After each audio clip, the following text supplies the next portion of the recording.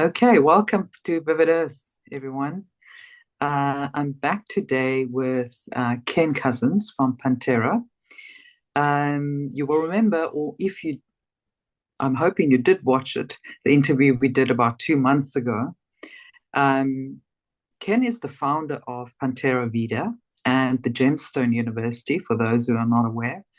And he's been championing, well, the truth, I would say, for the last 33 years, but Yeah. certainly common law, sovereignty, freedom, and all of these things that, this audience values. And so we're going to catch up today and carry on where we left off last time. And we're also going to touch today on the monetary system, the switch over to a new system. Ken has been interestingly involved in some aspects of that, and he's going to share whatever he can with us today. Welcome, Ken. How are you? Thank you. I'm very well. Thank you. It's good to be back with you. Yeah, it's good to have you back. So, A lot happens in the span of 2 months. yeah, so much has happened. Give us an update on what's been happening on your side and how things have developed since we last spoke. Yeah. Well, um,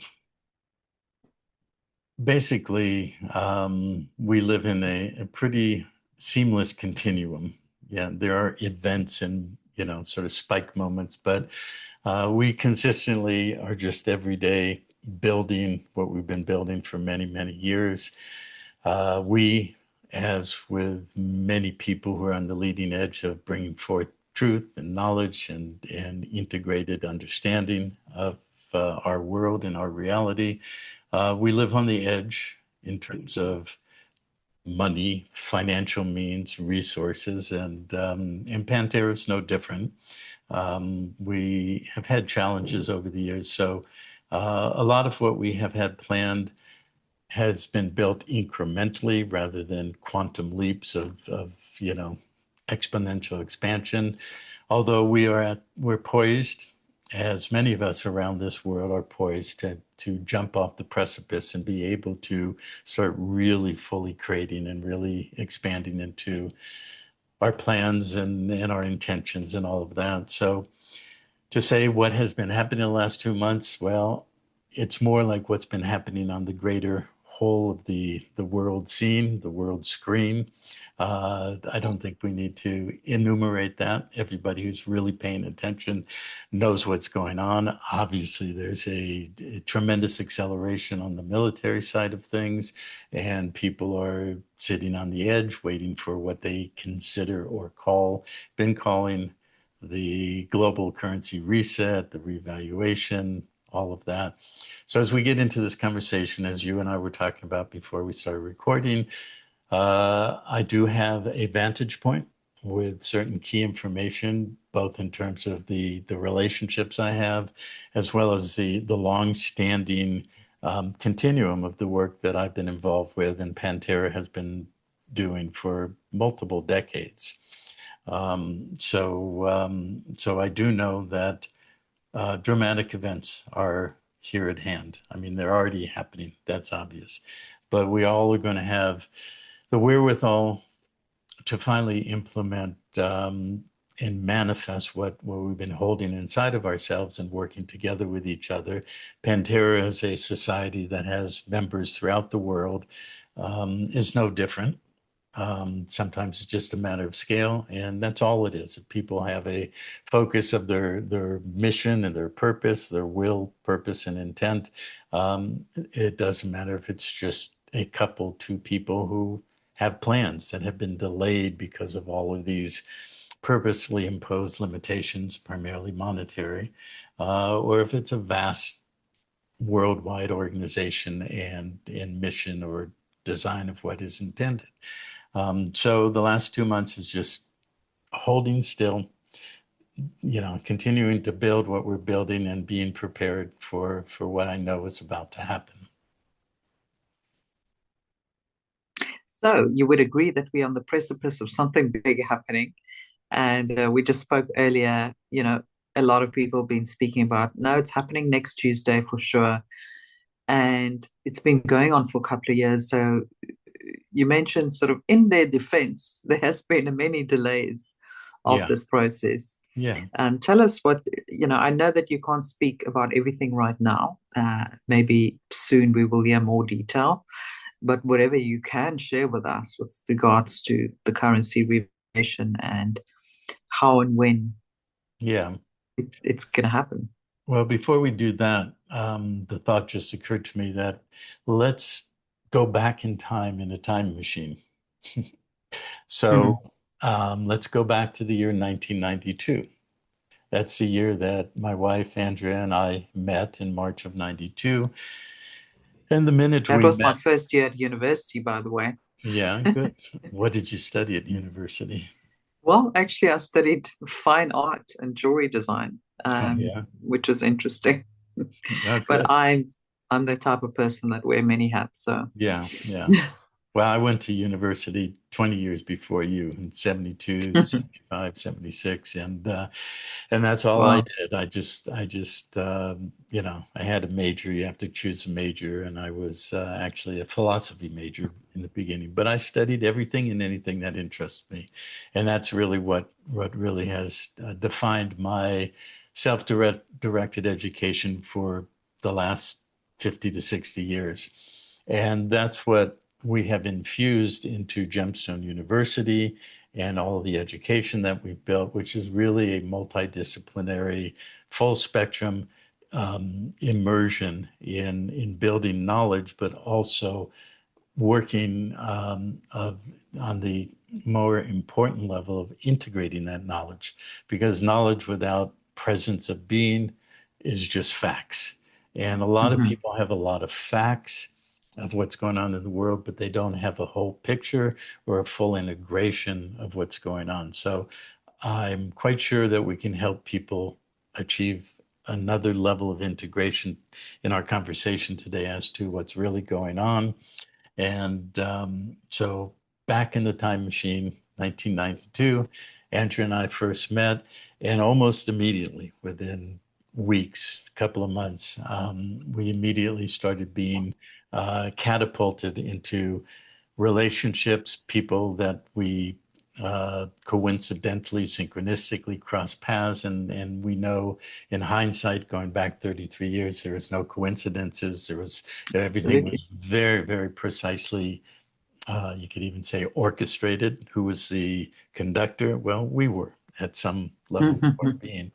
But in the 90s and 2000s, we crossed paths with many, many, many dozens of very interesting things that were both current events unfolding in real time at that time, but that were interconnected with historical context. And some of that historical context, we could say, was in the 20th century, in the second half, the 50s through the 90s, and some of it went very far back. So we were opened up to some amazing history and living history as we went through.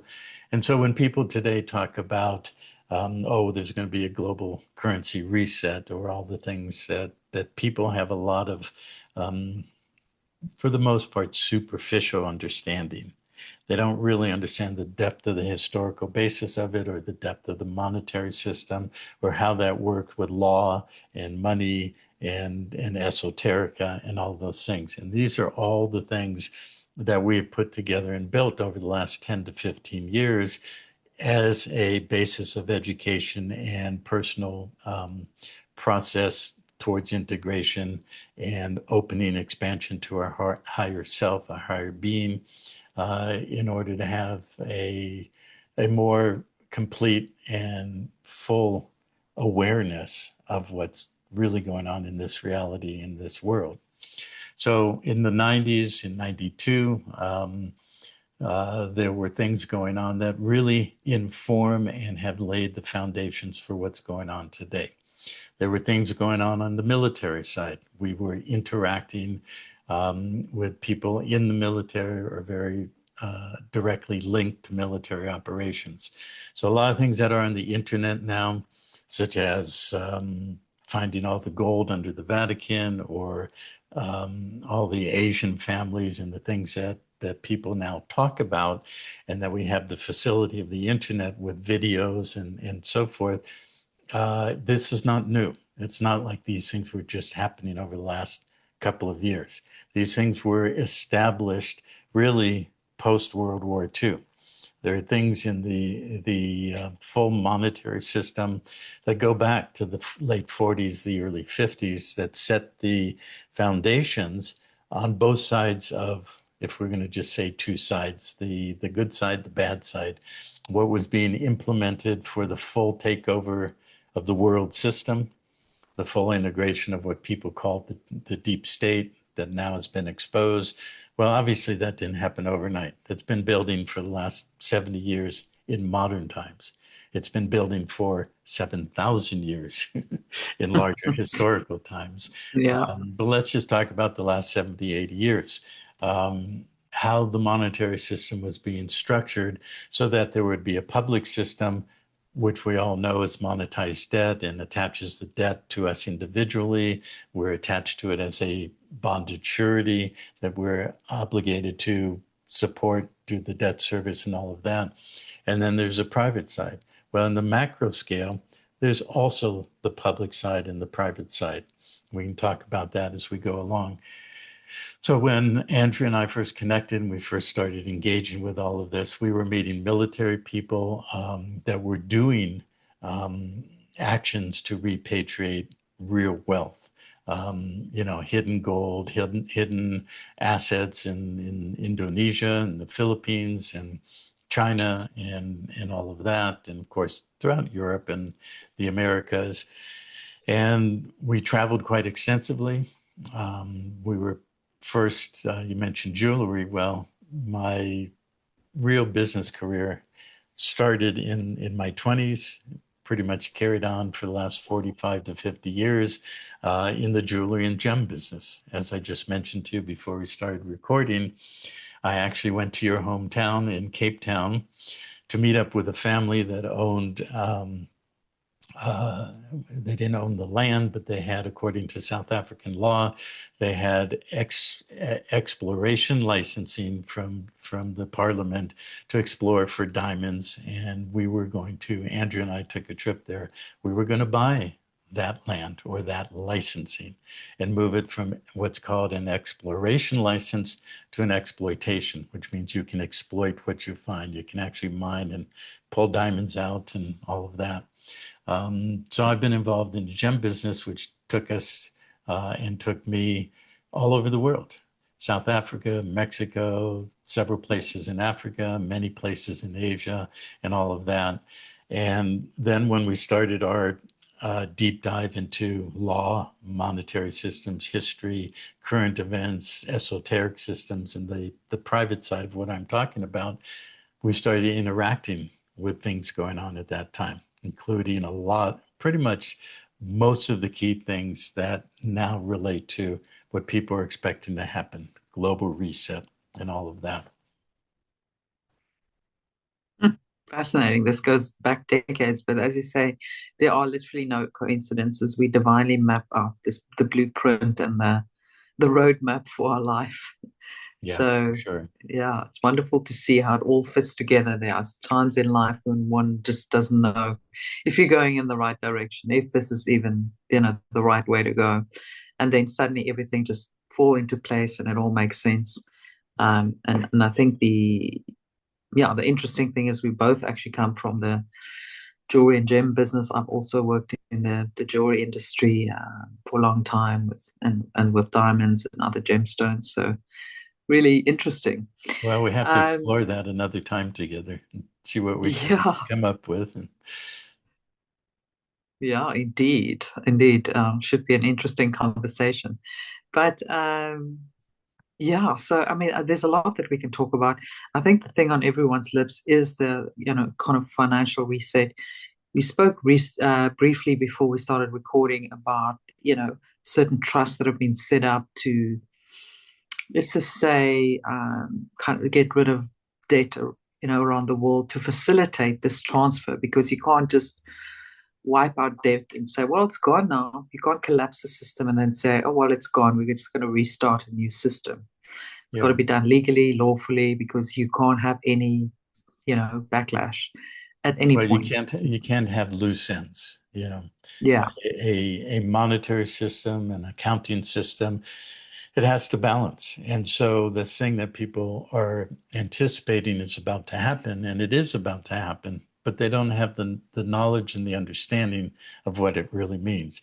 For most people, when you say, well, there's going to be a new money system or a monetary system or new currency, they don't understand what that really means. Most people's understanding of money is simply, I either have these pieces of paper that fold up neatly and I can put in my purse or wallet or my pocket, and that's money. Monopoly money, Yeah, really. that's money. I can go to the store and I can buy milk and bread for the children.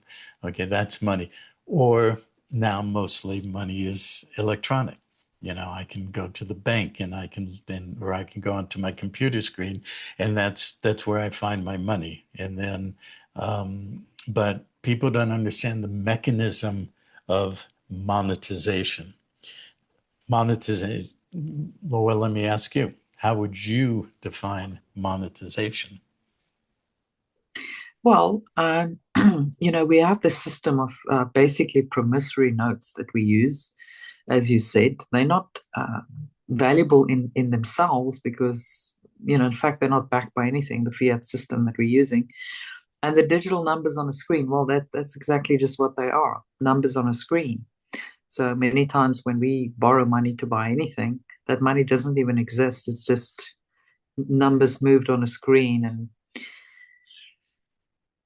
so money is really something with intrinsic value. It should be, shall I say, but Mhm. it's not. And, Yeah, we went off the gold standard in, what is it, 73, the year I was born. And from there, it's kind of just gone downhill. And it's actually started going really downhill from when the Federal Reserve was found, 1930, right? Um, so yeah, I mean, I personally am looking forward to the day when we will use money with actual value, something that is actually backed by something, and a system that's not based on a double negative, because that's what we currently, there's an on-book debit and there's an off-book debit, right? So there's credit and debit, but then there's an off-book system as well, which nobody's really talking about. So, you know, maybe just briefly describe what you see is wrong with sure. the current monetary system and where we are going and how that's going to be corrected. Sure. Well, everything you said is fine, but it also shows a limitation of understanding because I asked the question, what is monetization? Not what Oh, is money, monetization. not what is money, but what is monetization. So, um, Okay. so, um, so if you monetize something, see now the catchphrase or the catchword is tokenization. Okay, we're going to tokenize something. Well, what does that mean? Well, let's take a very simple example. So you're a farmer and you have an apple orchard and you harvest your apples and you put them in storage in the barn or wherever they can be stored, and you issue a warehouse receipt. Each receipt is represents one apple. So you can go into town and you can spend those receipts because they have a backing or a value.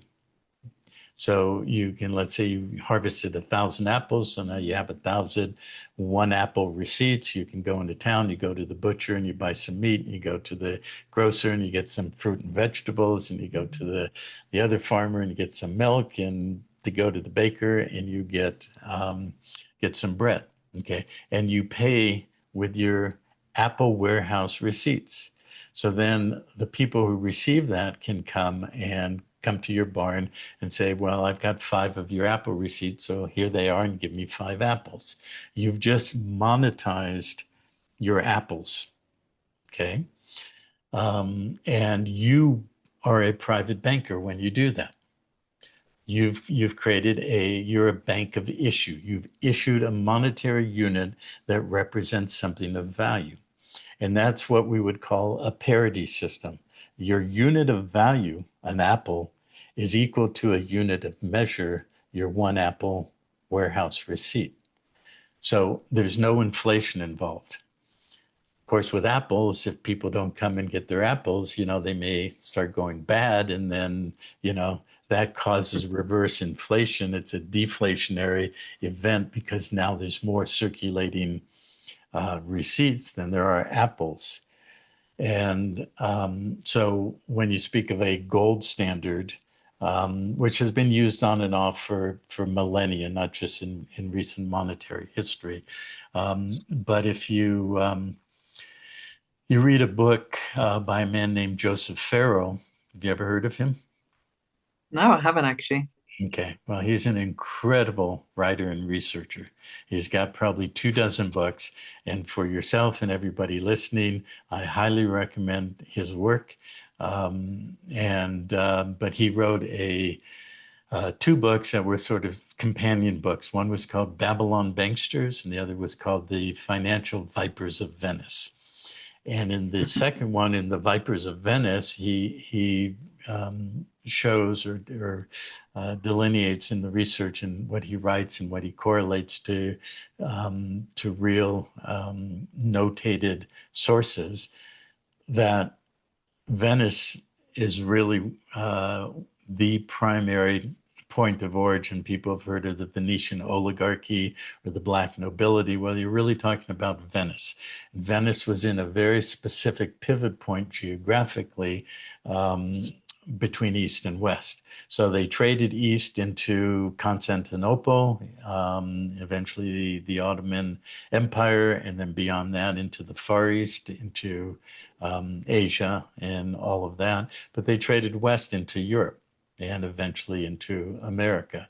In about the 1200s, they migrated knowing that certain things were collapsing in that pivotal position they had from about the 4th century to the 14th, 15th century. And in the 1200s, they went to this place called the Netherlands.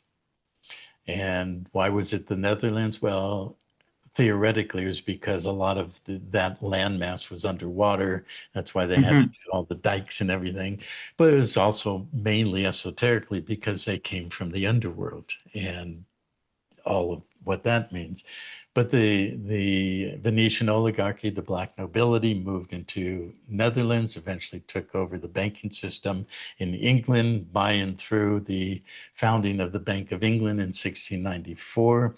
And but they played metals against each other because one side coveted gold, which was Europe. The other side coveted silver, which was Asia. And so the book Babylon Banksters goes into the depth of how that was set up, and then continues with the Financial Vipers of Venice of how that was brought in. And Farrell, Joseph Farrell, is essentially is a quantum physicist, not in practical terms, but in terms of education, his knowledge. And so he relates how quantum physics was correlated to the monetary system and how the Venetian banks and oligarchy used the principles that come from Hermeticism and ancient systems going all the way back thousands of years, how they used that to control and play one side against the other and amass this vast amount of wealth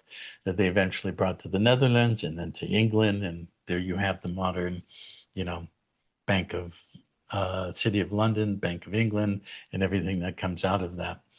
So one of the things he talks about is the fact that they controlled the mines.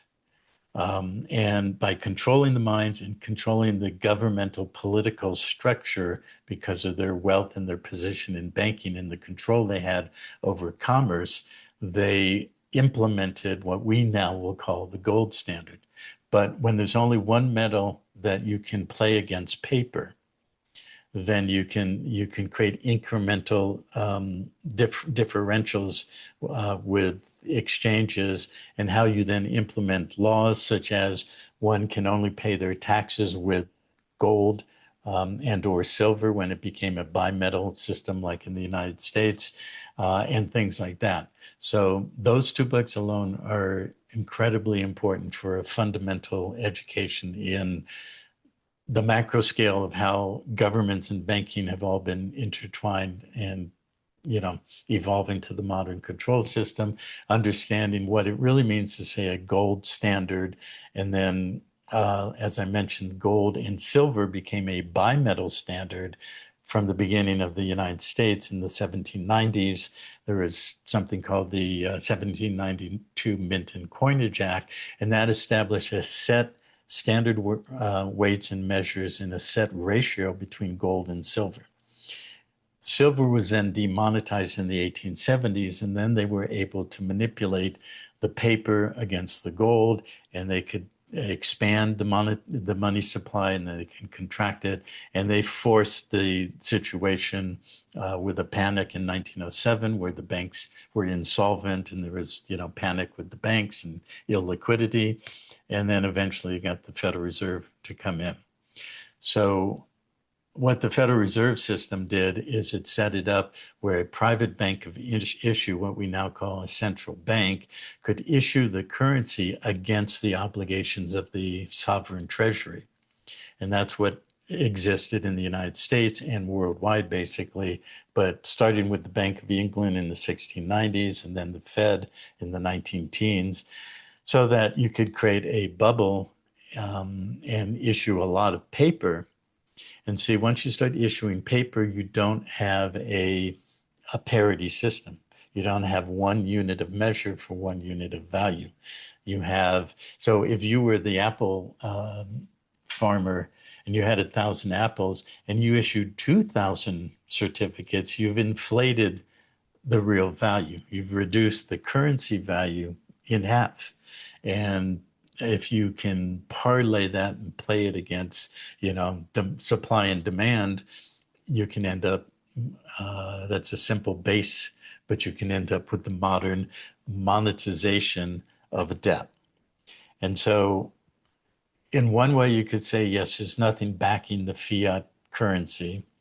There's no real value, but on the other hand, there is something backing, and the value is the living being who has not only the capacity to work or create value in manufacturing or things like that, but ultimately in the multidimensional level, could call it the esoteric level, what's really being attached to the bonding of all the living beings on the planet is our life force, is our connection, our source connection to how creation actually flows through living beings who are actually grounded in who they are as creator beings, which is what we talked about in our last conversation together.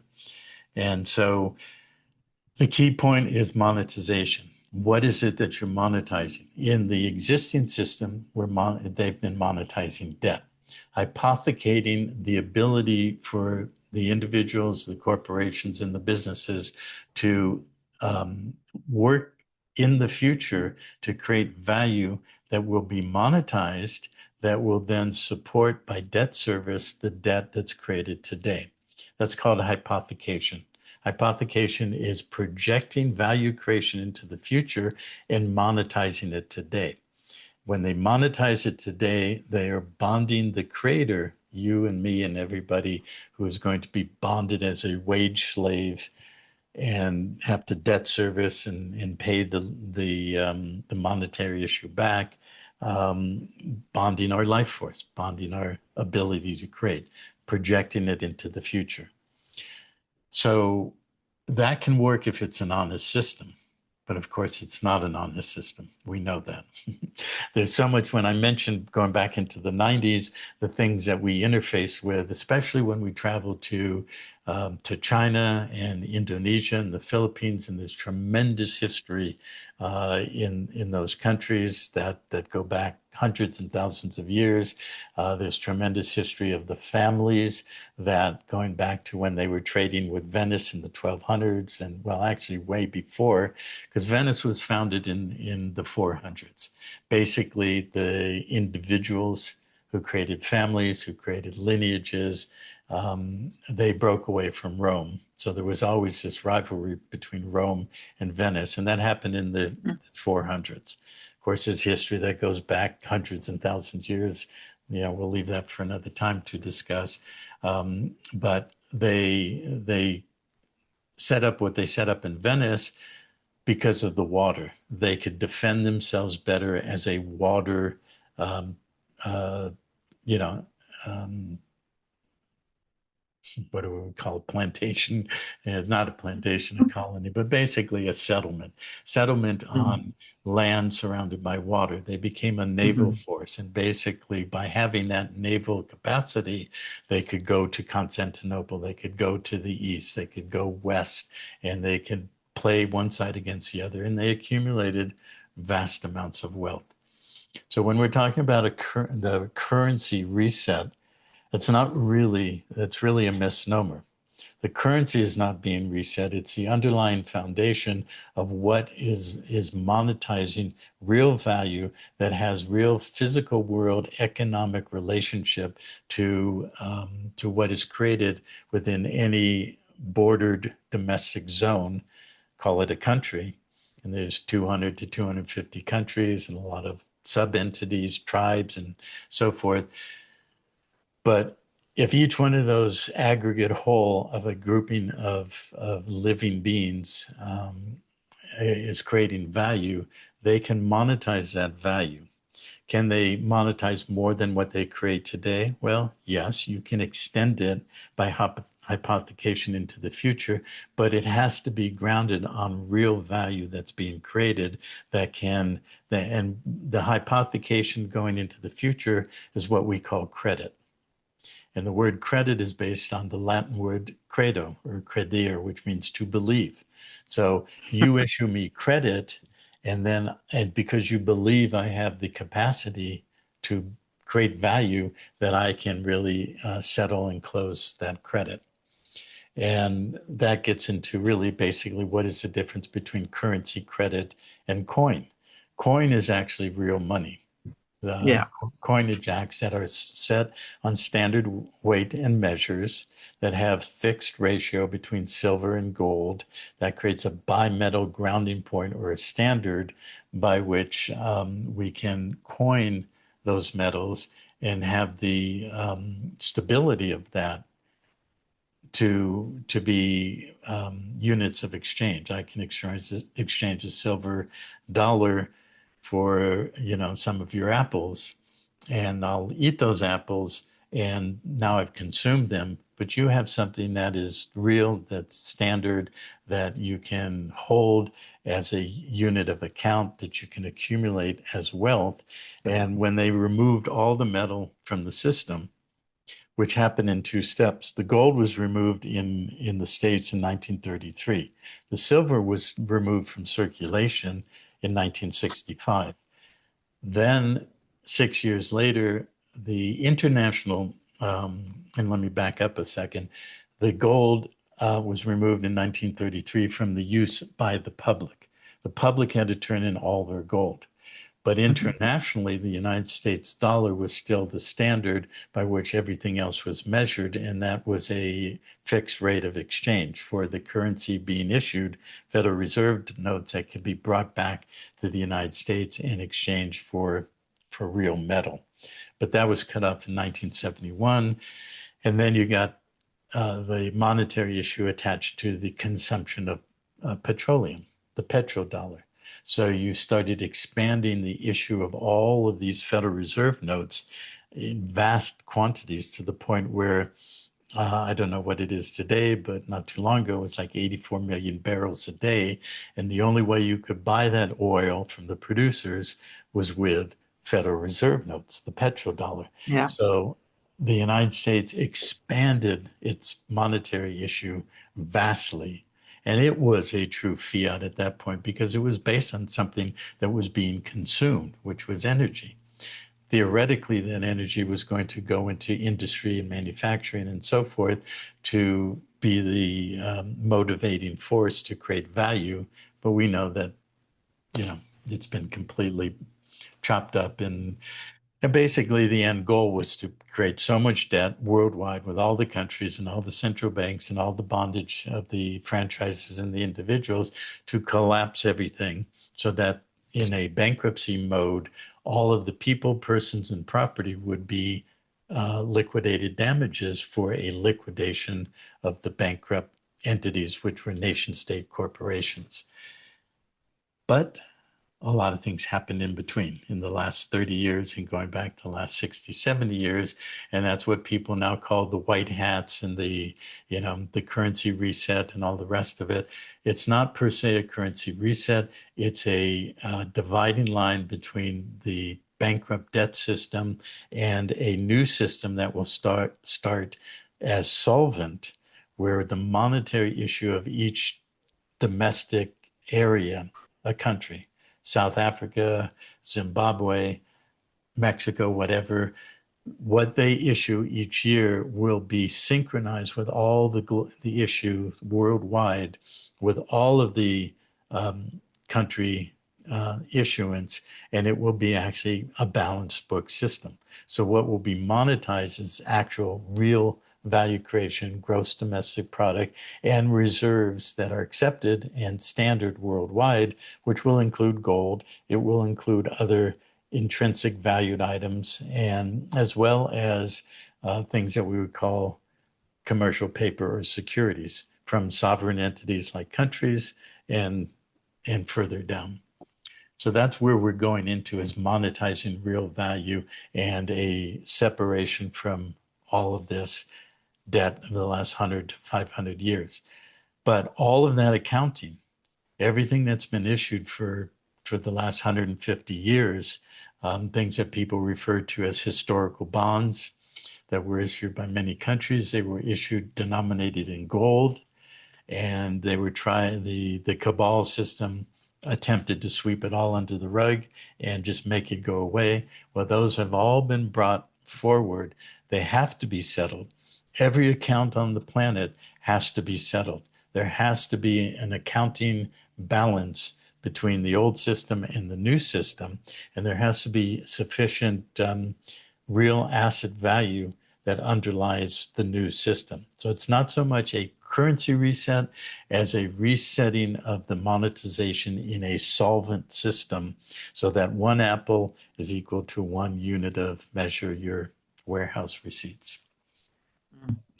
I've never had anyone explain it that beautifully. So thank you for that. I think that sheds a lot of light really on the underpinnings of how the system is changing, which so very interesting. So we're going into a solvent system, because the problem with the old system that it was all based on debt, and it apart from that, it was basically a Ponzi scheme, right? So it's the granddaddy of all Ponzi schemes. Yeah. Yeah. And this explains it beautifully. So thank you for that. Now, when it comes to the revaluation of like historical bonds and undervalued currencies like the Iraqi dinar, the Vietnamese dong, the Zim bonds, obviously that's what a lot of people have invested in, the people that are awake, that have been doing the research. But there's a lot of psyops and misinformation around this subject as well. Like we talked earlier, a lot of people share information that is not necessarily true or hasn't been verified. So there's a lot of like different stories out there in terms of how this would happen. What, in your view, with your understanding and your involvement in certain aspects of this whole exercise, how do you see that roll out and happen eventually? Okay, let's give a little history lesson as it relates to that. Okay. So you remember the first Gulf War in 1991 under Bush Sr. And and that had to do with Saddam Hussein in Iraq invading Kuwait. And of course, there's lots of background story about how he was encouraged to do that by Donald Rumsfeld. And, it's the usual cabal, liars, cheaters, and thieves, bait and switch. So he thought he was authorized or, had the blessing to do that. And he invaded Kuwait. And then that was the excuse to go invade Kuwait. Kuwait has had a currency revaluation a couple of decades ago, which is interesting. That's what I'm going to talk about. Um, Mm. so, and the word dinar, where does that come from? Um, you know, in Italian, it's called denari. But it was adopted by the Middle East countries, and they all established that word as a unit of measure as opposed to dollars or pesos. They called their unit of measure a dinar. So all the Gulf countries, Kuwait, Iraq, Iran, there was 7 or 8. There was something called the Gulf Currency um, Cooperation Committee or something, GCC. And there were um, fixed rates, relatively fixed rates, because they were all oil producing. So they had this high value of what the oil was against the dollar, and it was generally in the $3 to $4 range. Most of or pretty much all of those countries. The Kuwait dinar was somewhere in that range, $3.30. When the Iraqi dinar was collapsed, it was about that, $3.22, 24 cents against one dinar. So one dinar was worth 3 to 3.5 times against the dollar. Why? Because it was also interconnected to the production as primary producers of the oil or the petroleum that then interconnected to the Federal Reserve dollar, and they fixed it at those high levels. So, and of course, we know that over 100 to 150 years, World War III was always scheduled and scripted and planned to happen in the Middle East. And it was always going to be about oil and who controlled the oil. And we can go back into World War I and how things were divided up after the Ottoman Empire was ostensibly collapsed after World War I. And there was the British Mandate in Palestine and all of that stuff. And Lawrence of Arabia, who everybody has this fantasy that he's this great hero, but he was a British agent, and a major part of him being in Arabia was to set things up in the 20s for what was going to happen in World War II and then into the 50s and 60s.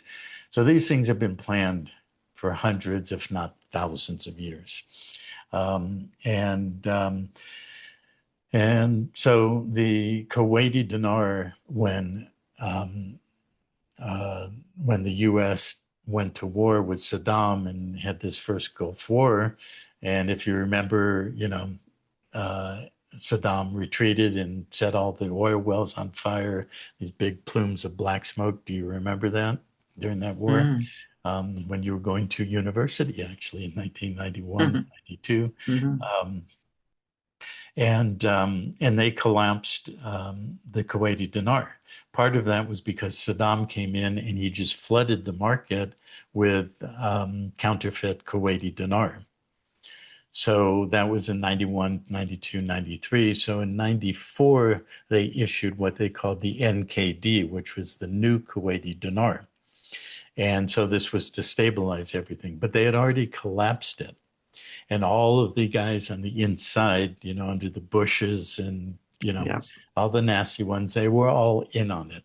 So they all were given vast amounts of new Kuwaiti dinar. And what was set up internationally is the new Kuwaiti dinar was printed in physical form, in actual notes against the treasury.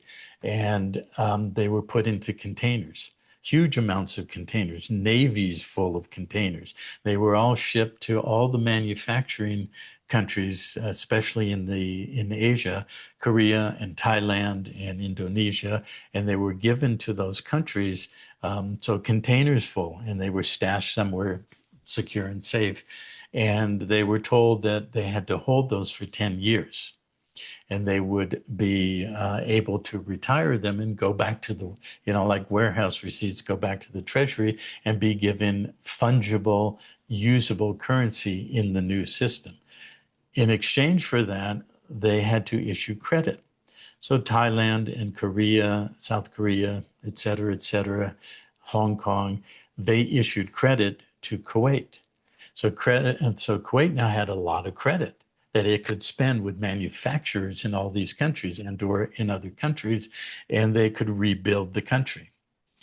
And so that led to when? 2004, 1994 to 2004.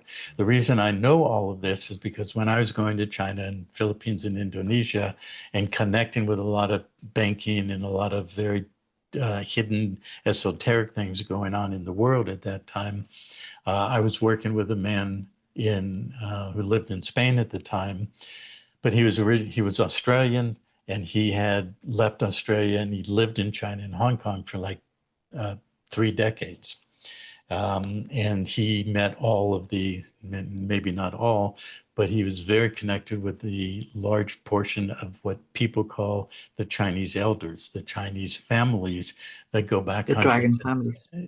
go back hundreds and thousands of years, who had been accumulating wealth that Venice and Europe had been bringing over to buy all their goods, their silk and so forth, for hundreds and hundreds and hundreds of years. They had accumulated it. This is a vast amount of wealth that accumulated in the East that now is being brought in and being, is already done, has been set up into the new treasuries in the new world system that all the countries have agreed to, and that underwrites the real world reset in terms of monetary. So again, going back to what I said earlier, people think of money as paper in their pocket or electronic digits, and they think in terms of, oh, currency reset, there's just all this money, whether it comes from this trust or that trust or the other trust, and it has nothing to do with what they call money, what most people think of as money. Because that's just currency, it's just fiat, and they're just thinking, oh, I'm going to take my dinar and somebody's going to give me, I have $1 million, somebody's going to give me $5 million or whatever people think.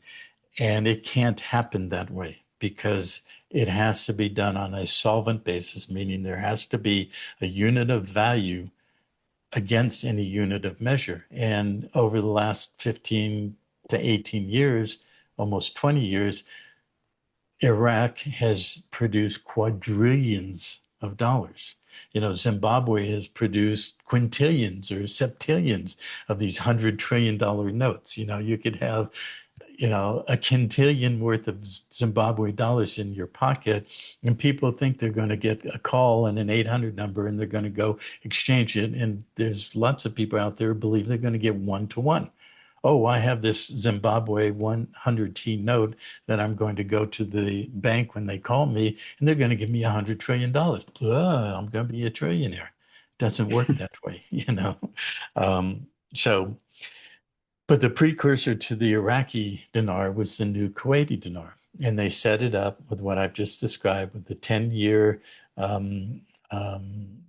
maturation date. And I met this man. His name was Ivan. He was Australian. He lived in Asia, mainly China and Hong Kong, and then he eventually settled in Spain. And he was very connected at very high levels. And he was linked up to the Thailand royal family, who had been holding these containers for what they did in 1994 to issue credit, as I just described. So he had connections to the royal family, and they were trying to bring it back to Kuwait and settle it and get monetary issue against that hypothecated credit in terms of physical notes. It's no different than what they did in Iraq. And I used to go frequently to Hong Kong and China in the early 2000s, and I was going back and forth, and I was constantly working with Ivan because I had connections and I was meeting key people in banking and so forth. And we were working in tandem between Asia and Europe. And all I can say in summary is we could never get that completed, even though we were authorized representatives of a sovereign entity, the royal family and treasury of Thailand. It could never get settled. So it was a bait and switch. This is what the cabal and the Venetian, the financial vipers of Venice, they've been doing for hundreds and thousands of years. It's always been a bait and switch. It's always been the same thing. So now in the modern time, since the 1950s, in terms of side by side or parallel with the um, uh, um, what was I going to say? Parallel basically with the public system and the petrodollar and everything. There has been for 70, 80 years a private side to what is issued by the banks, by the central banks and by the prime banks in essentially primarily New York, London, Singapore, Tokyo, Japan, and some other second level countries. And what's been issued is essentially the same thing. Whether you issue a container load of a new Kuwaiti dinar or NKD and say, hold this for 10 years. And then when it's matured, you can come back and get real credit, to be able to buy apples in my apple barn treasury. But it's always been a bait and switch. So that system started in the 50s in something called the Marshall Plan. Remember the Marshall Plan that rebuilt Europe? Well, what they did is they started something called issuing midterm notes, which were 10-year notes that were issued in the same way, whether you have a container load of Kuwaiti dinar, or you have one instrument that says this instrument is face value worth $100 million, and you can come in 10 years when it's matured and buy it. I mean, deposit it and you'll get $100 million. Well, they did that to float the boat, to float a monetary issue that had no substance underneath it, but everybody was trained to believe that the dollar was absolute rock, bedrock of value Mm-hmm. and exchange and everything. So of course, $100 million note. And these were issued in the 50s to fund the Marshall Plan, to rebuild Germany and Europe, also to rebuild Japan. And they were done to take over the central banks and control the monetary systems in Europe, in Asia, in South America, and everywhere. And so but when they came due, there was no money to pay for them. You couldn't really put them on the books. So then they basically created a new set. And they've been doing that for the last 60, 70 years, giving you another note for the previous note. And you mentioned in the beginning of the conversation notes, that we have notes that circulate, and they're promissory notes, as you like to say. We call them promissory notes, a promise to pay. But if that note can never be settled and closed, then it's just fluff. It's a Ponzi scheme. And this is what's been funding the off-book black ops, underground bases, secret space program, every category that you can mention and think of that everybody now talks about because it's all over the internet, but most people didn't have a clue because it wasn't available to most going back into the 80s, the 90s, 2000s. Well, when going back to March 92, when Andrea and I met, within 3 months, we got catapulted into that whole world. And we could spend many 2-hour sessions of phone calls or Zoom calls like this, me telling stories about what we interacted with, all of that history, especially in Asia. It was China, Hong Kong, the Philippines, and Indonesia. It relates to the story of Ferdinand Marcos. It relates to what happened in Indonesia with a man named Sukarno. Have you ever heard the name Yes, yes, yes. Sukarno? Yeah, Which is a very key story. Most people yeah. don't know.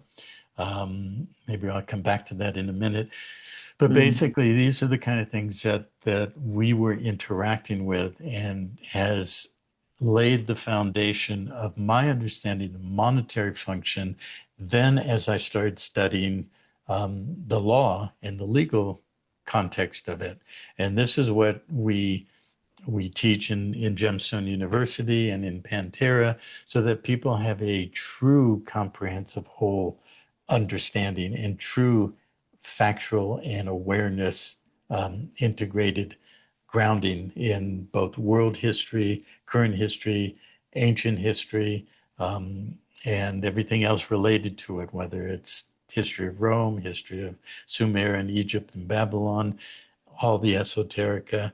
And this is a whole system awareness of one's one's being. So there's a Yeah. lot of, we just have to call it ignorance of most people who just see things superficially. Oh, there's going to be a currency reset. That means I'm just going to, have these piece of paper and I'm going to be able to exchange it and I'll have millions, billions, and trillions.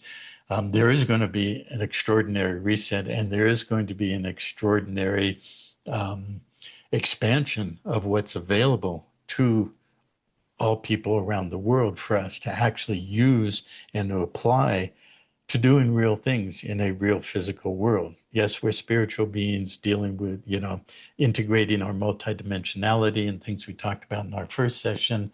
But the real work is, if we talk about uplifting humanity, a rising tide raises all boats. Well, the ones who are both grounded in their spiritual awareness as well as physical reality, understanding the truth in the real whole system of law and money, history, and esoterica, those are the ones who are going to be shifting. We talked about this at the end of our last session, where we talked about the implosion of the matrix because the scaffolding of what's holding it in place has imploded. It's already imploded. It's already a done deal. But we have to have the substance of our being in physical reality and have the means to do real things, to help people all over Rebuild the the world, planet, basically. rebuild the world, build, there's 2, maybe 3 billion people without real substantial housing. And housing includes sanitation, which includes nourishment, the ability to have the food that builds strong bodies and clear minds that then can have the unfettered opportunity to apply that intelligence of the human spirit and all of that to building their communities and their countries and so forth. That's what's about to be opened up. And so forget about currency, quote unquote, reset. Yes, that's happening, but it's at a much more quantum level with everything that I've described. And that's what I would like to encourage your people who watch you regularly, people who watch me with our, Freedom Absolute and Gemstone University and so forth. That's what's real. That's what we're here to do, is do real things. And now we're about to have opened up the real ability. And then it gets down to the subject of, what is the relationship between what we call money and what we call, in a spiritual sense, source connection? Living presence, a living being with a life force that is a continuity, a seamless, unfettered, unblocked life stream of source connection, which we could use the word creation. We are creational beings connected to source. What does that really mean? You know, Yeah. how does it relate to money? Well, what it means is we have been in a containment field, a hologram that we've been in for millennia, eons of time, even more than millennia. It's been a cyclic looping that we've been caught in the wash cycle, a vortex. If you look in a washing machine or a river and there's a vortex and it's constantly looping, and you put your little boat in there and you think you're going somewhere, but you're never leaving that, that's an analogy, a metaphor, but it's actually literally real in terms of our life force and our source connection. We have entered into this controlled hologram, and for eons of time and countless loop cycles, we have gone into this, what we now use the term reset. And so there's been this conflation, which means merging of two concepts into one, where there's real fact and there's mythology or illusion, and they're put together. So this whole thing of creating this currency reset meme in people's minds is actually a bait and switch. It's another bait and switch of the elite deep state cabal to get people to be thinking in terms of a reset. What is actually being reset? Who is actually directing it? Is it we who are source connected, who have been parasitically attached for unlimited, countless loop cycles and resets? Are we actually directing it, or are we being controlled with a lot of myths and mythologies and memes to think that, oh, everything's wonderful because it's money. Money is going to be currency reset, and then we're going to have all this unlimited, ability. We can buy cars and boats and planes and trains and everything. But most people, because, just like you, I've interfaced with a lot of people for many decades.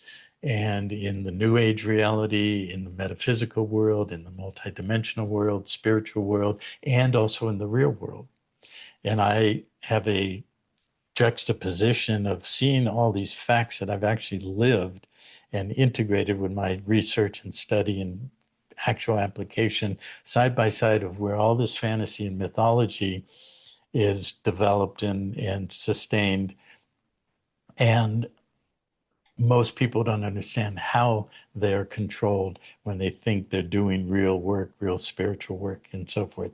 That's what my work is. That's what PanTerra is to rip the veil and really expose what's actually real versus what is fantasy and mythology.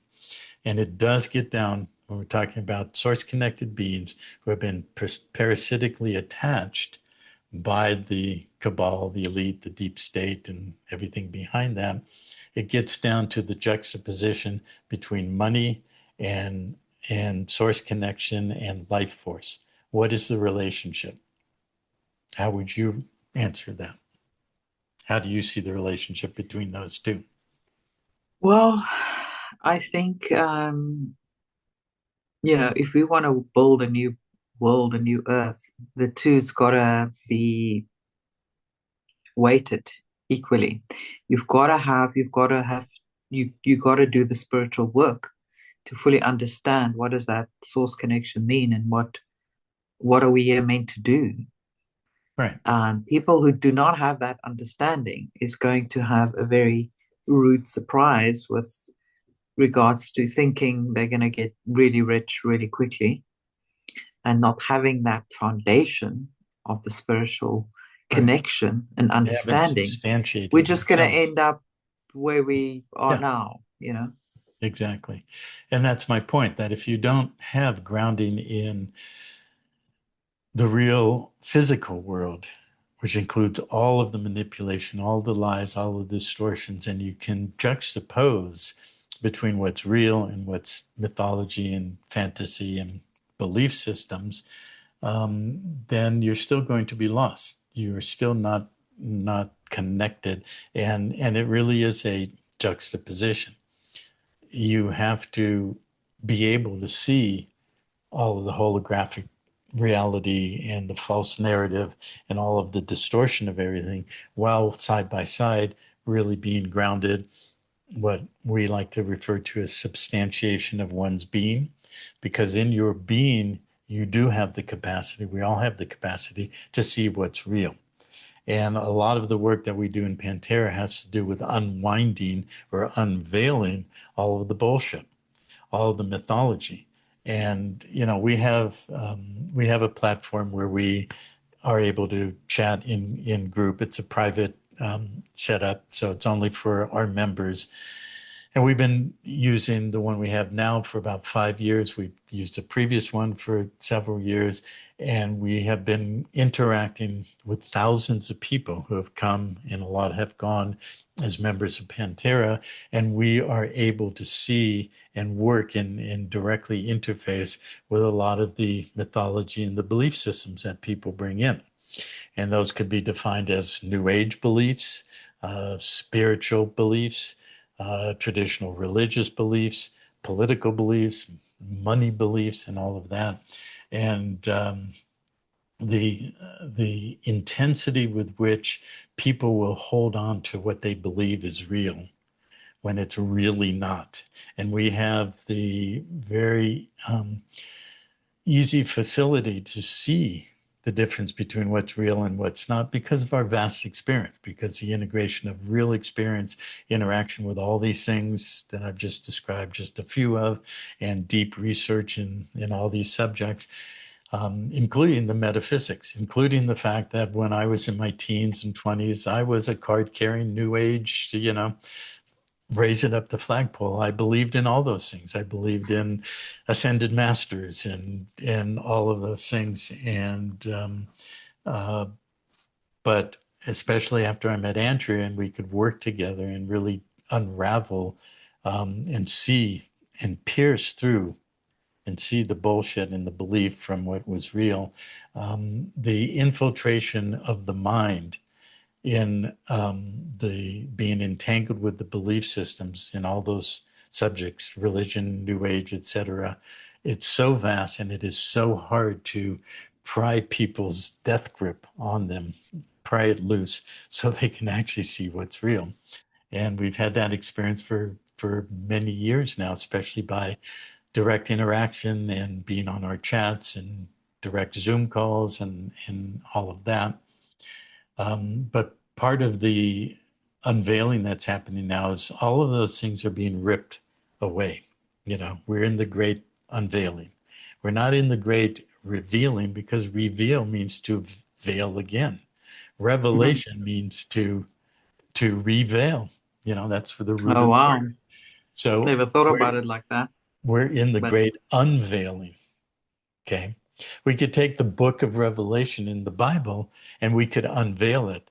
And there's many layers of what's real versus what's, you know, promulgated religious belief systems to get people to basically believe they're awake and while at the same time still being led by their mind in a beliefs construct that is totally false. And and also disempowers them, I guess, and what? disempowers them as well. Well, absolutely. And that's the ultimate thing is disempowerment, putting power and authority outside of oneself. Any power that you give outside of yourself, any authority, whether it's religious or new age or whatever, is disempowering. And so the first principle that we talk about is self-responsibility. And many people say, yes, I can get up on that bandwagon, self-responsible. But when push comes to shove, very few people want to be self-responsible. And when we really started bringing that forward 20 plus years ago, often I would say to people, well, we're responsible for everything in this world. And most would say, I'm not responsible for all the evil and all the war and destruction and all the rest of it. And I said, well, who's the creator? Who created this? Well, they did, the evil ones. No, actually, we created it. They're parasites. They don't create. They can only parasitically attach to a real Hmm. creator. We are Hmm. real creators. They integrated this vast false narrative to get us to believe all these things, whether it's in spiritual religious beliefs or political beliefs, monetary beliefs, what have you. And when we believe something, we are actually creating it. You know, it's a principle of quantum physics. The observer and the observed cannot be separated.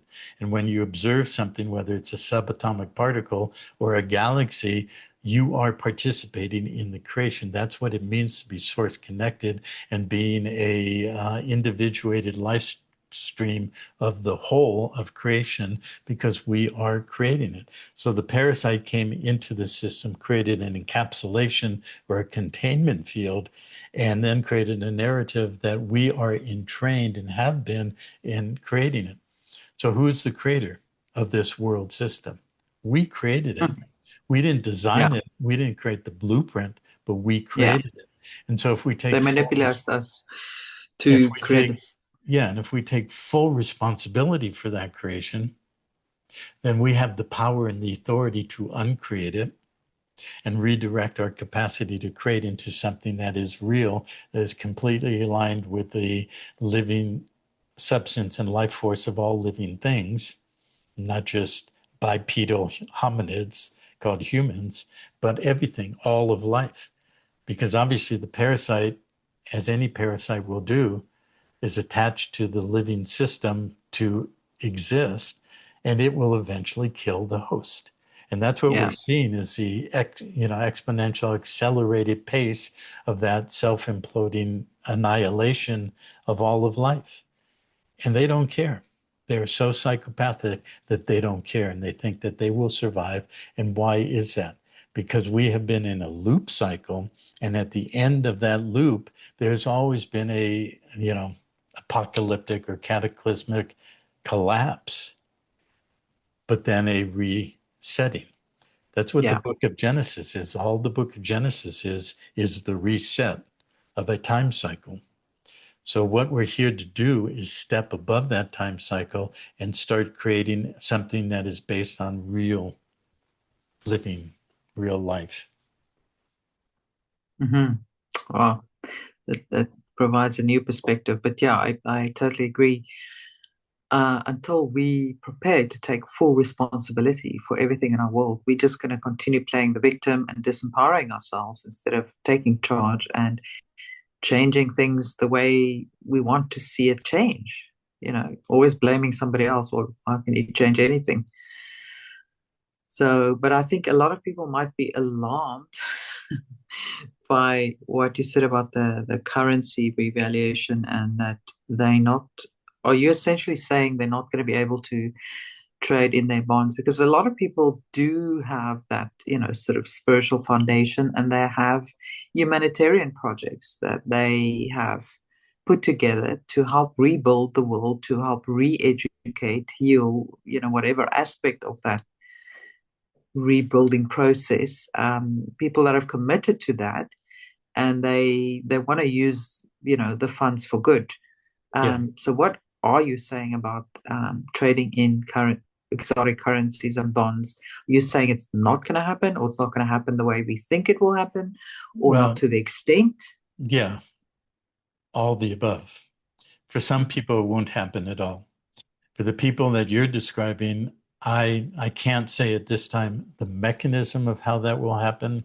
I do not see, based on all of my experience and what I interface with, I do not see the ability as the myth that circulates, and that myth being that if I've got a pile of dinar or zim under my bed, I'm going to get the call. I'm going to be able to go down to the bank and I'm going to have this big number in my account. That's a myth. It's not going to happen. Um, and there's a distinction between what I call, and you just mentioned, historical bonds. Those are real bonds. Those are bonds that were issued by Germany and the United States and Peru and a lot of them in China, and they have uh, direct obligations of the sovereign that issued them, sovereign being the state, whichever of those countries. There's been a process of registering one who holds those over the last 10 and maybe more than 10 years, 10 to 15 years. Those are bona fide and those are very strict in terms of the contractual arrangement or agreements of how that's going to happen. They've been registered, they've been set, there's contracts in place. Those will be released once everything activates. And the holders of them are people who have, and there are many people around all over the world, that they have real projects, whether it's humanitarian, environmental, infrastructure, economic, social, whatever. And those are well-structured, well-established projects. Somebody coming off of the street who just has ideas in their head, yeah, well, I'm going to do a healing center. I'm going to do this. I'm Yeah, going to go. that's how I've been wondering as well. They have no idea how to do Yeah. that. They've never run a business, maybe. Yeah. You know. They're not going to be able to do that. They can be linked to projects that are going to happen. And there may be a short-term collapse of myth and belief systems that a lot of people are going to have to experience. But when all is said and done, there's going to be a vast and, to me, ever expanding monetary capacity for everybody who has real intent and actually applies that intent to do something big or small. The availability of funds or capital to do that will be available. So everybody can both prosper and can manifest what they're here to manifest, which gets back to the issue of source connection as a real creator versus a parasite. which let's set that aside still for a moment. The ones in between, I can't say that I know exactly how they're going to be handled, but think about it. If there's probably worldwide 20 to 30 million people holding these currencies. And the Iraqi dinar, see, we can go back to what I was saying with the NKD in 1994 to 2004.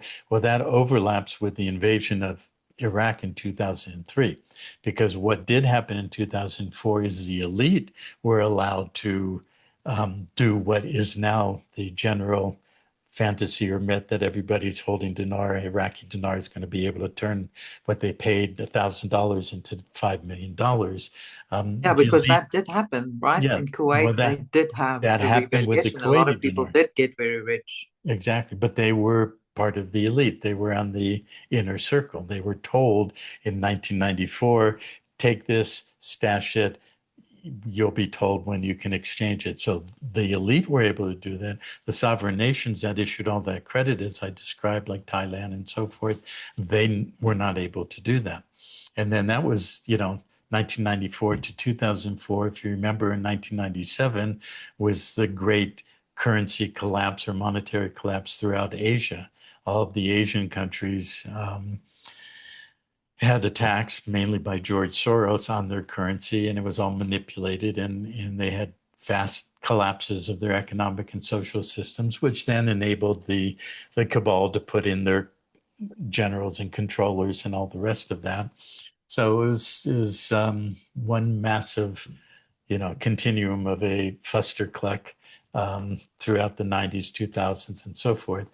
But that was the model that was set up in 1994, 2004. Then Iraq was invaded in 2003, and they started issuing, and it was going to be the same thing. It was going to be the elite, and it was supposed to settle by 2008. And then they built the green zone in Iraq, and the biggest so-called embassy in the world, where they had 16,000 employees. Are you familiar with that? In Baghdad? And but that was going to be the reset, essentially the return of the Babylonian system. They were going to reset it and collapse the US dollar, collapse the bankrupt nation states, and go into the current Klaus Schwab reset, the Great New Reset, World Order reset. New World Yeah. Order, the collapse of everything, where your money wasn't worth anything, and you had to come into the exchange centers and say, and sign your life away for eternity. You would be contractually bound, and your posterity, your genetic lineage, would be bound to the control system, so that this endless loops of resets would happen over and over for infinity. And infinity is just a loop. It's a sideways 8. And that's what the loop and the reset is, because the parasite can extend themselves in this controlled containment field that we call the third dimension. And through AI and life extension and artificial, life extension and all of that. And the whole pattern is to build a world civilization, become the controllers, the elites, through politics, money, religion, and so forth, collapse the whole world, and wait for the physical collapse of the containment field, which is a plasma-like dome, and that would wipe out the planet. I mean, the surface life, but they would go underground. They would have their seed bank, and they would have their genetics, and they'd have all of that. And when the time was right, they would come back and they would reset civilization. They would be the gods and the kings, and they'd start all over again. They'd have a mind wipe, so we wouldn't remember. And those of us who are real beings who've gone through this over and over, we'd wake up in a new life and we'd go, well, this doesn't look like what it's supposed to be. And we go through lifetime after lifetime to build up to the end times, when we'd really start opening up and remembering who we really are, only to be collapsed and reset again. But this time is different.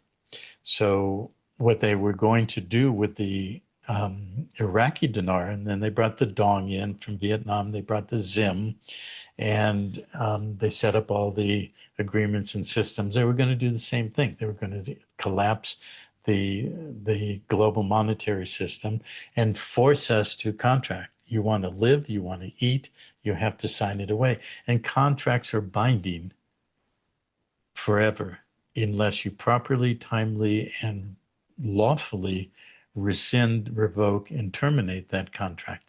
So when somebody takes an oath or a vow of any sort through any lifetime, throughout the continuum of all the time we've been incarnated and reincarnated, that follows us time, lifetime after lifetime, unless we wake up to it and remember it and then rescind it and revoke the issued power of attorney, remove the presumption of consent. That's where it interfaces with the law system. That's where it interfaces what we do with what is a real and a comprehensive status correction. And, again, that's within what we teach and what we guide our members through and all of that. So that's how the Iraqi dinar was set up. It was the return to Babylon.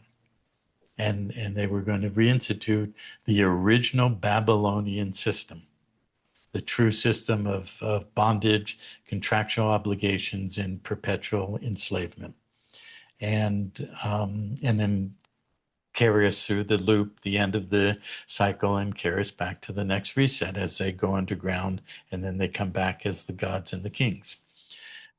But the totality of our being presence is a whole, let's say, population of beings who are awake or awakening, real awakening, not the pseudo awakening that many purport to be, is we're collapsing that system.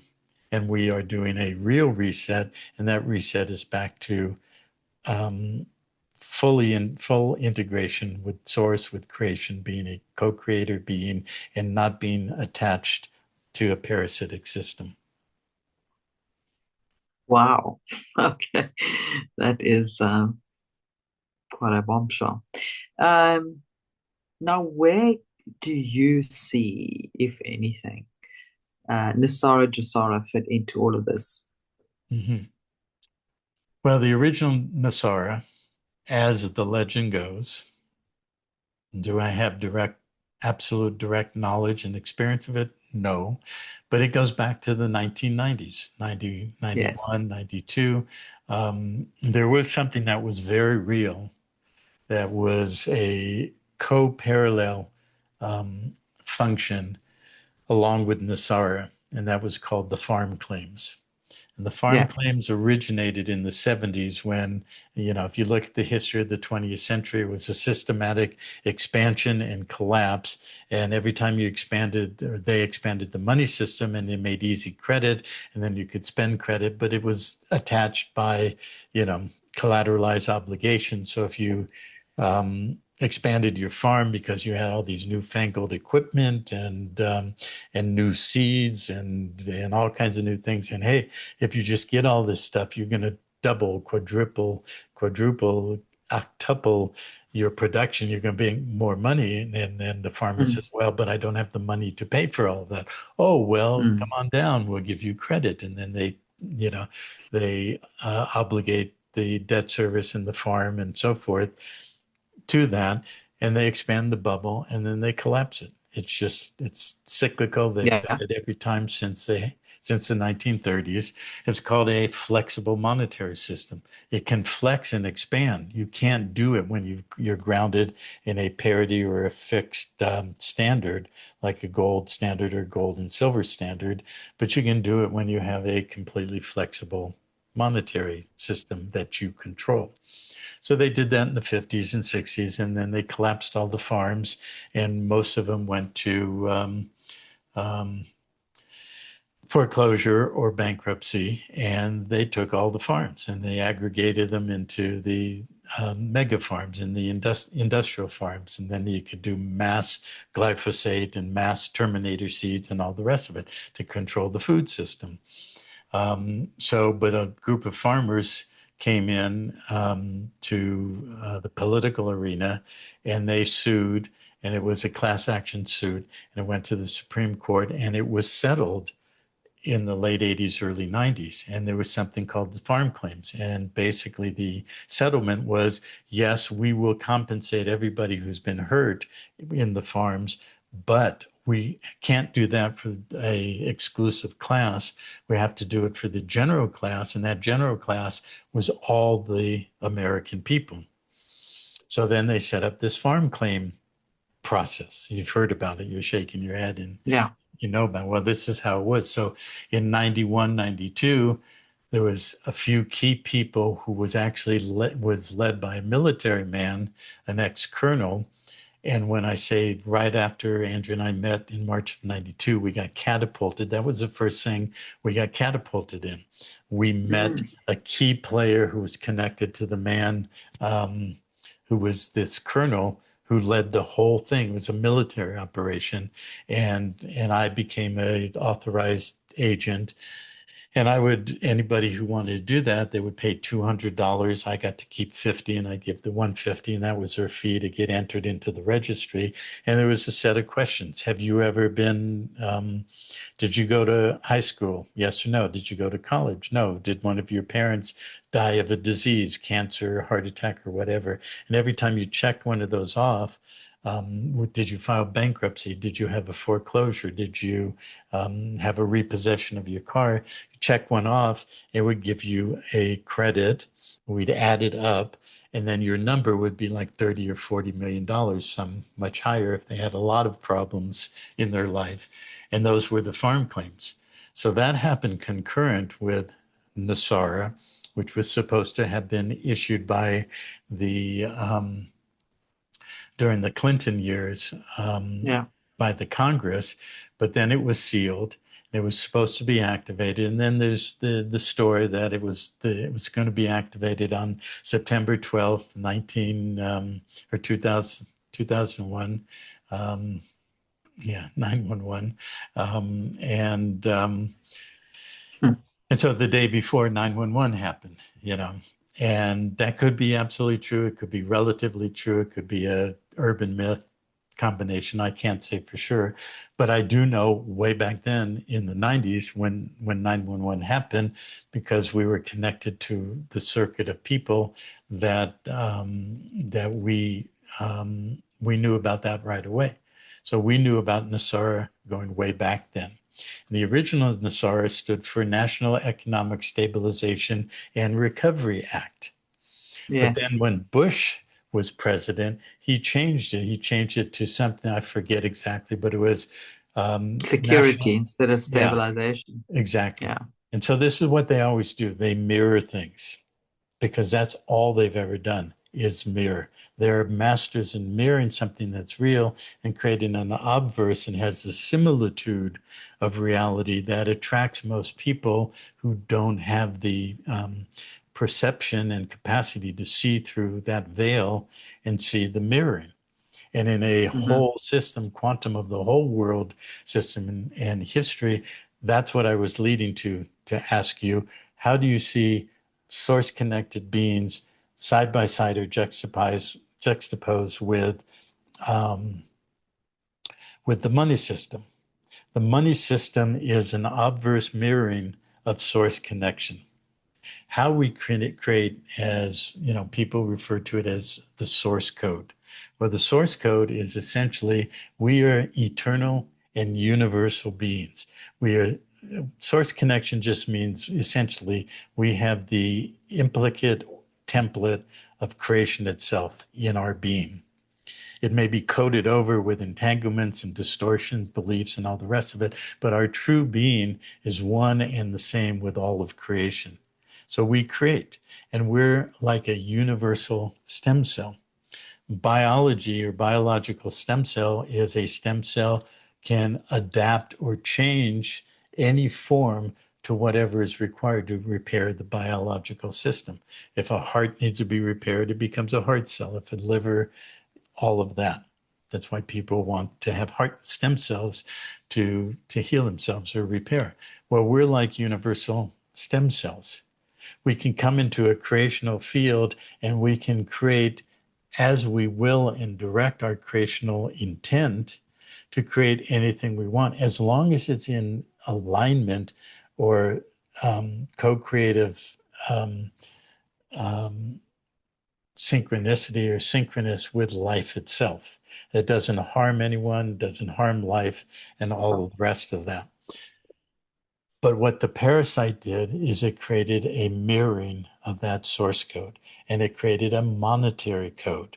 This is why everybody is so intent on projecting outside of themselves the power of money, because it's Yeah, really because the that's what they obverse. think is their value, Well, that's what how they much think money they is, have. yeah, that's what they think is what they can create with.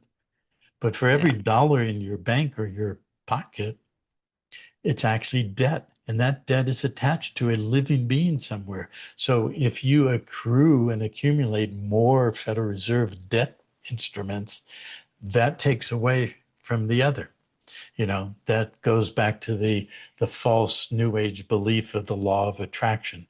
Oh, I can just attract, a mansion or a car or whatever I want. Well, when you're dealing in a monetary polarity, if you attract through the money system, because it's limited, it's not unlimited in as creation is, it's controlled and it's limited. So if I'm in the law of creation mindset and I pull something to me, I'm pulling it away from somebody else. I'm accruing monetized bonded debt that somebody's life force is being depleted by my so-called prosperity. And that's one of the biggest myths in this whole new age, you know, mess. And that's a belief system that's been inculcated through all the control systems, the original new age stuff that came out in the 1880s to the 1920s, and everything that emerged in the 60s and onward. And it's a complete Tavistock CIA controlled system to get everybody's mind believing, because it's nothing more than a system of musical chairs. So Mm. the parasite, the four primary things of a parasite is it mimics, it will mimic creation. It can't be creation itself. It lies to protect the fact that it's not creating, you are creating it. It Mm. denies the lie, and it projects its vacuous nature onto those who are actually creating, and basically gaslights the real creators into believing that they're just little humans. Well, I can't create, I don't have enough money, and blah, blah, blah. Well, this reset that's about to happen is going to unveil the potential for everybody to embody their capacity to create. And if you're here to create, you will have all the access you need to these monetary units that are going to be now available. But they're going to be done on real principles of banking, accounting, proper balance, and business models, and all of that. So if you're somebody holding a lot of currency and you think you're going to be a millionaire and a billionaire, but you don't have anything that you've designed to create, you're not going to be what you think you're going to be. And when you discover that it's not what you believed for the last 10 years, uh, then wake up to the fact that you need to create. You need to remember yourself as a creator. You need to unveil the distortions in the mythology and the lies and start creating. If you don't know how to, but you have a great idea, then come together with other people. That's where we start coming together in communities and unity awareness to create greater than the whole co-creative embodiments with a community, whether it's your local town or it's a worldwide community. Come together and start creating. Because in that community, somebody's going to have the wherewithal monetarily to start build something real. Somebody's going to know how to keep systems. Somebody's going to know how to do the accounting. Somebody's going to know how to build the house or create the new farm. All of that. That's what's being unveiled right now. Mm. Lots of food for thought. So let's say in terms of, let's take Zimbabwe. The people have been wronged and robbed and sucked dry. So will they be um, what is the word I'm looking for? Will they be vindicated? Although it's not the right word. Mhm. Um, so that the money that they had that's been worth absolutely nothing can be revalued so they can be worth something. Yeah. Well, I don't know what's going to happen with these old notes, 100T, that people think they're going to exchange. Um, I think by and large, they're going to end up being wallpaper and you can frame them and hand them down to your children and your grandchildren. Once upon a time, I thought I was going to be a trillionaire, and look at this. Okay. But what is the reality on the ground? See, Iraq and Zimbabwe and Vietnam were the classic three. Those are the three currencies that everybody gathered up and they were going to be converted.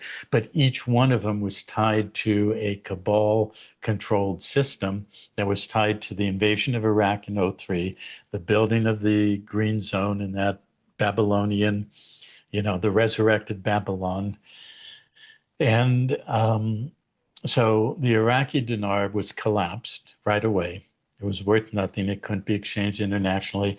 Then the United States Congress passed an act that said that U.S. citizens could buy and own dinar. So that started around somewhere between '04 and '06.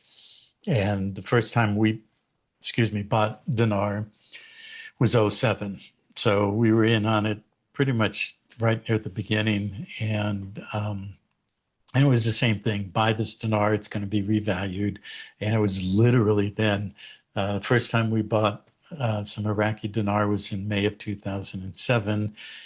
And we literally, by the guy who told me to buy it and told me where to buy it, he said, you better buy it quick because it's going to revalue any day now. So that was 18 years ago. Um, and and then it evolved. It evolved into Reno, Nevada, Nevada. Wells Fargo Bank was the primary bank that was going to be the point of conversion and distribution. And the story that had the most credibility was that we would exchange, would be able, everybody who had it could go to Reno or its extensions and be able to exchange it. But Wells Fargo would aggregate all of that dinar, would turn it over to the United States Treasury, which in turn would issue new US dollars that people would get and they'd be able to spend and be in circulation. And then the United States government had an agreement with Iraq that it would give all of that dinar, billions, trillions, quadrillions, to the country of Iraq, that it would then bind or bond the oil production out of Iraq for the next 30 years. And, and I've described midterm notes, how they did that in the Ponzi scheme, the 10 years, and the new Kuwaiti dinar for 10 years. Well, it was the same thing, but this time it was going to be 30 years. And if you look at how the banking system set up, 30 years is the maximum time frame for a note or a mortgage obligation.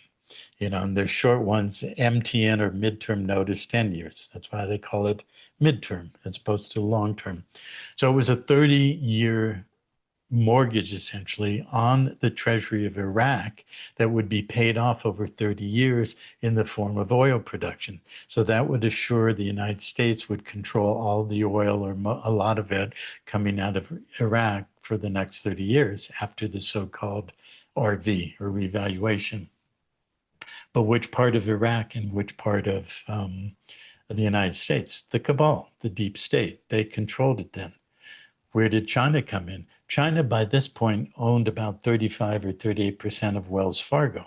What part of China? The CCP, Communist China. So it was a cabal setup. Okay. And the patsies or the dupes were the American public and then eventually around the world who were just buying the dinar and believing, okay, we're going to be able to exchange, and I was one of them. I totally believed that. I had the benefit of understanding the Kuwait system as I described, because that was going on for me in 2004. So I learned a lot and I had a lot more experience going back into the 90s with the farm claims and everything else that we were doing in the 90s and early 2000s. But that was a credible explanation, made sense. Okay, what I didn't really have the clarity to understand was it was the deep state cabal that was setting up and controlling it. It was just going to be their ability to reset that. And then they would bring it back to Babylon in the green zone in Baghdad, which would be the new Iraqi treasury that would interlink with all of the treasury systems in the world. Then in 2008, they were going to collapse the public fiat system. They were going to take all the off-book fiat money that was on the private side that they had accumulated by all the trading that they do with midterm notes and all of that. And they were going to bring that on and say, oh, we have this new monetary system, and all you have to do is sign your life away and you will be attached and you will own nothing, but you'll be happy, kind of thing. So that was the setup. They essentially did a variation on the theme with Vietnam that was closely connected to the communist state, to China, and they did the same thing with Zimbabwe. So Vietnam has a lot of oil. They did the same thing with the dong. It was going to be attached to the oil. Zimbabwe has a lot of precious metals, significant amount, huge amounts of platinum, gold, and so forth. And so the arrangement with Zimbabwe was, we're going to do the same thing, the conversion, and it's going to attach the Chinese yuan, their currency, to the Zimbabwe treasury, behind which was all the real assets, the metals in the ground. So they were going to control the oil, they were going to control the precious metals, and they would have the world globalization system to control everything, manufacturing, you name it. That's what the dinar was all about. They did a trial run with Kuwait. They were going to do the real thing with Iraqi dinar, Vietnamese dong, and the Zimbabwe dollar. But other forces were at play, because since this has been going on since the 50s and the 60s and onward, since the Marshall Plan, what we call the White Hats, the Alliance, the Patriots, they were continually going step by step, planning, strategizing, attempting to bring the cabal down in various points of time. A lot of people were killed when they tried to do that. When we started meeting the people we were meeting in the 90s, we met admirals and other military people, and they were talking about what was going on with the capture of real wealth, gold, treasure, and so forth, and it was being brought in. So this has been going on for 40, 50 years. The dance between the cabal and the artificial overlay system, and then the alliance setting up for what is now in place. And that includes the Chinese families, the Chinese elders. It includes the Indonesian with Sukarno, which we mentioned earlier. For people who don't know that story, real briefly, going back a couple hundred years, there were royal families in Asia and royal families that were true to, their, call it their mandate to be real leaders for the people, not cabal, Vlad the Impaler vampires. And 132 families came together, and from Asia and Europe, and they, what you could just basically call crossbred. So one family would have the first son, one family would have the first daughter. They would marry and produce a offspring, okay, firstborn son or firstborn daughter. It was not 132, it's 128, okay. So then you have 64 and 64 combining to produce the next generation. Now you have 64 firstborn. They would come together, firstborn son and daughter, and they would marry. They would produce the next generation down to 32. Then they would do it again down to 16. Then they would do it again down to 8. Then they would do it again down to 4. Then they would do it down to 2. And so you have 128 lineages coming together, so that 2 a male and a female, would come together and produce a firstborn son, and that son would have the genetic lineages of all 128 families. And that firstborn son was born in the year 1900, and his name was Sukarno. And Sukarno was raised in this protected lineage of who he was and all of that. And in the year 1928, he went throughout all of Indonesia, which is an archipelago of about 17,000 islands, not all populated, but all the major ones and the medium-sized ones had their own local kings or royal lines, and they all came together and they all pledged to him. And he was known as M1, or monetary or money one. He was the focal point of the intended new monetary system. And so that was 1928, in between the two world wars, and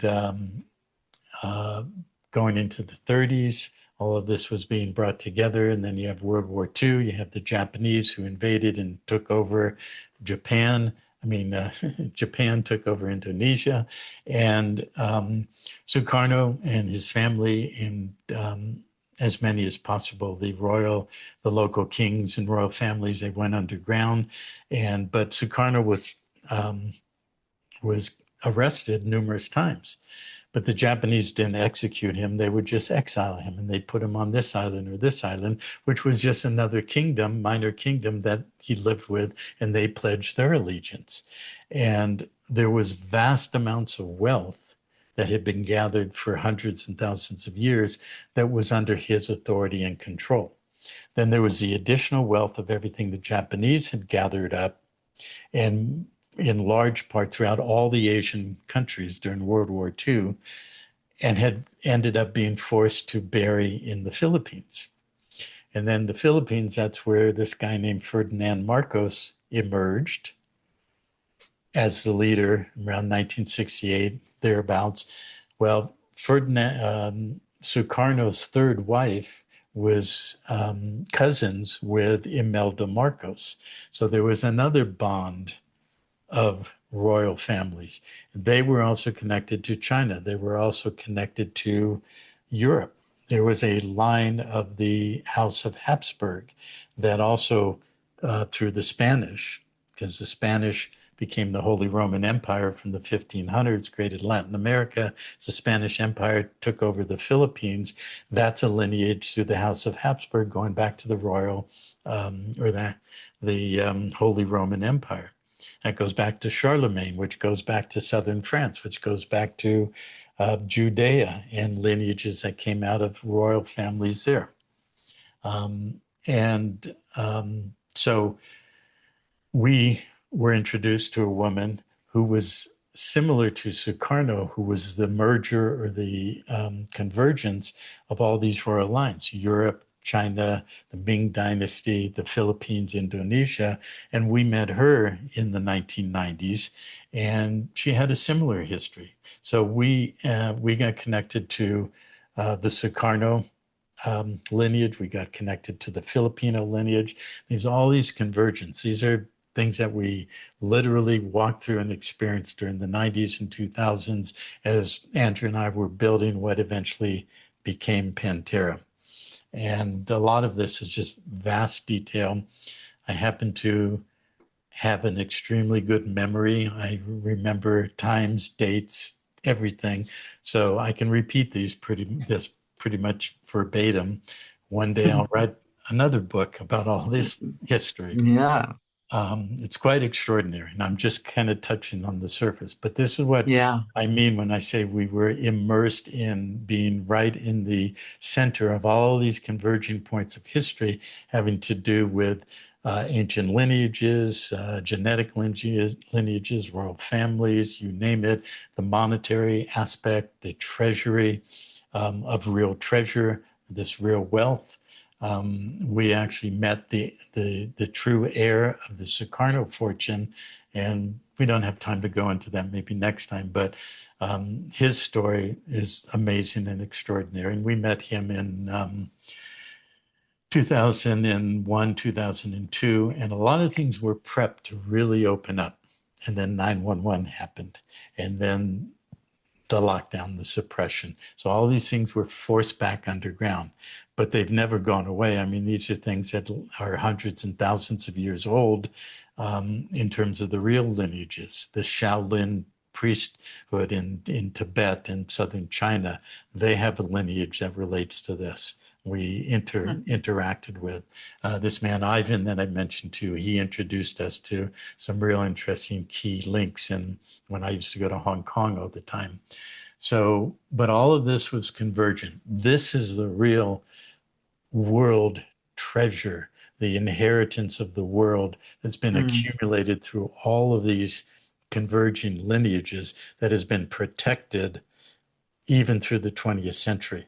And the history of the 20th century between the world wars and the Vietnam War and the wars in the Philippines and Indonesia, what happened there. Sukarno was deposed in 1965 by a general called Suharto, who controlled Indonesia with an iron fist, real nasty guy for about 33 years. CIA backed and supported.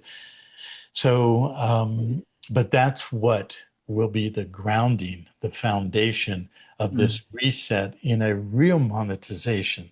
So there's no money in the bank, which most people think, as we've talked about, money in the bank that they think is going to be suddenly there. And like, where did it come from? I don't know, but it's money and they're going to give it to us, or we're going to exchange one piece of paper for the other.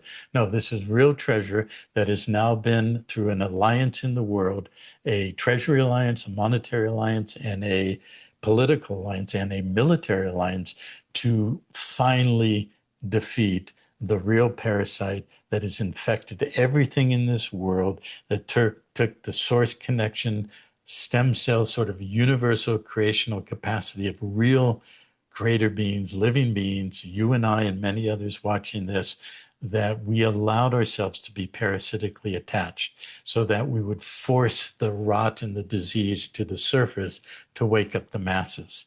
And in the awakening process, then we would reset a real system based on real treasure that the world has recognized universally for thousands of years.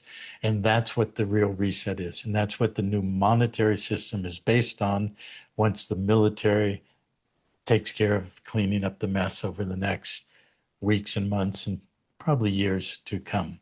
And that's the wealth of the world that we're all going to be able to stand on to create a new reality and a new world. And that's real physical work. It's like hammer and nail, board and brick, building houses and schools and healing clinics and all the rest of it, so that the several billion people who have had nothing but are real beings who have been marginalized to the max, and you live in Africa and you know that better than most, that's the real work of the next 20 to 50 years. And that's the water that will lift all boats. Because as people have real,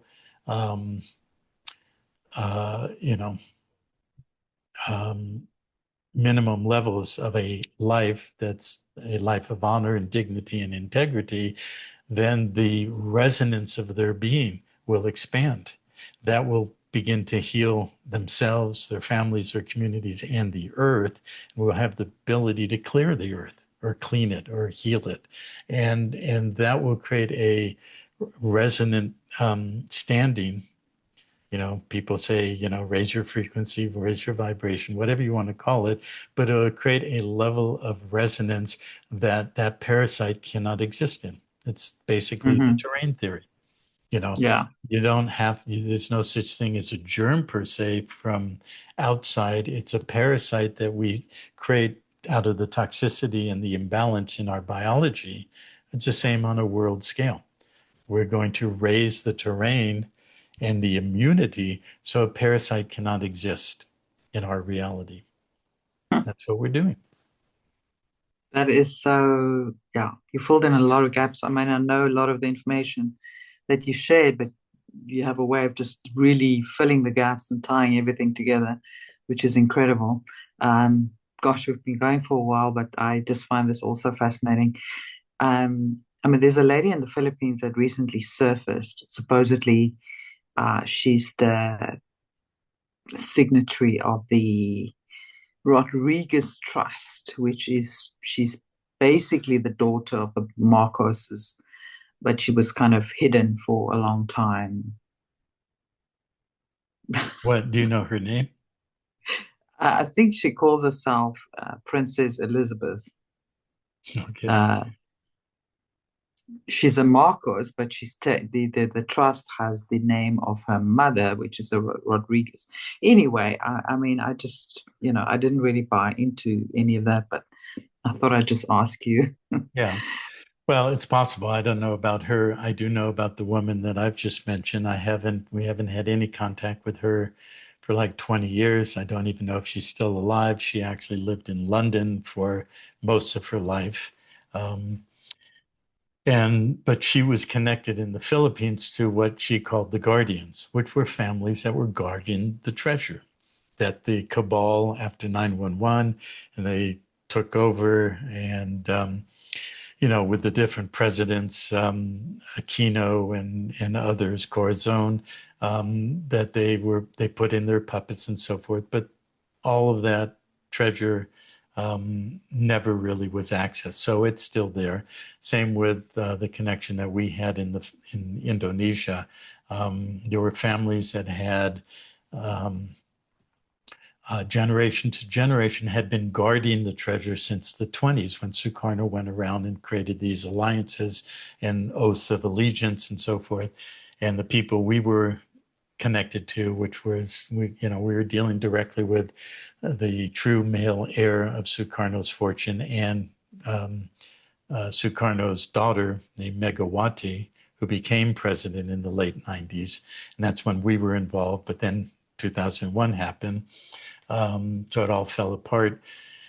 But there's vast amounts of treasure hidden throughout, and there are the appropriate, call them trustees or executors of that estate. And the only thing that's going to be allowed to work henceforward is that if a true guardian or executor of an estate, whether it's a national estate, Philippines, Indonesia, wherever, Zimbabwe, is doing it for the right reasons, for the people.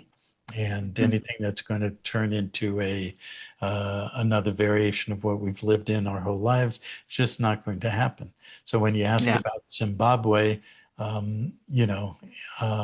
Zimbabwe, formerly known as South Rhodesia, and people don't know what that, most people don't know the history. What was Rhodesia? Well, it was named after this guy named Cecil, Yeah. that Cecil you, John Rhodes, just another Cecil cabal Rhodes, player. and what we call Zimbabwe and Zambia was South and Northern Rhodesia.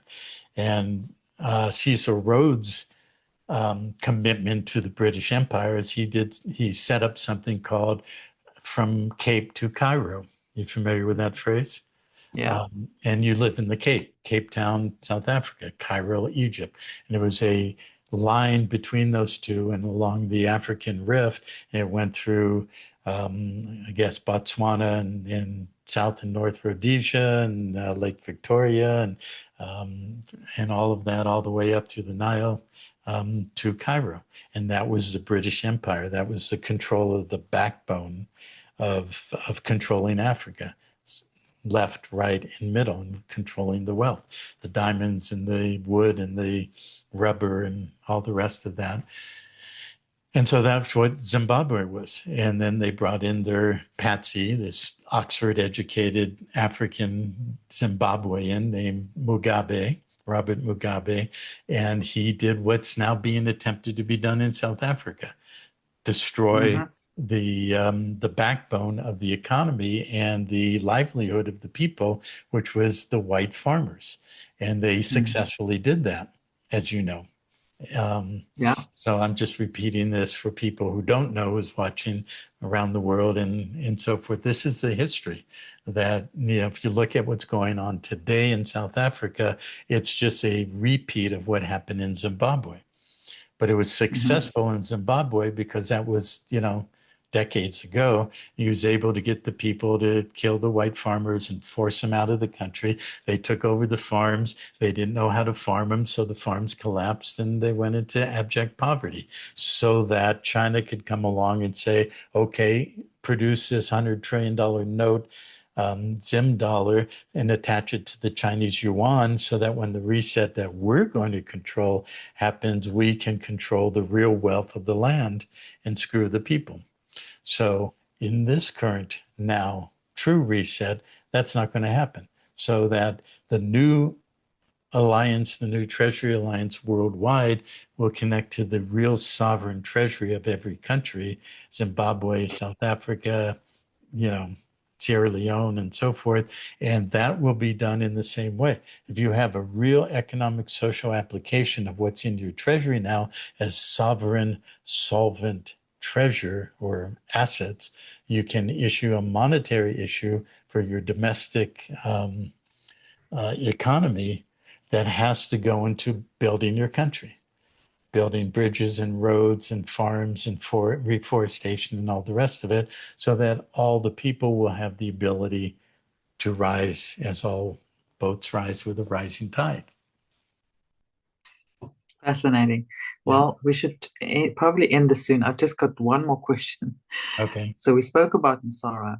Do you still see Nasara Jasara actually rolling out globally? Because a lot of people say there are certain things that has to happen before this wealth redistribution can happen, including peace, no more wars, Yeah. including, debt forgiveness, all of Yeah. these bullet points Well, that the you answer is find yes. under. The answer is yes and no.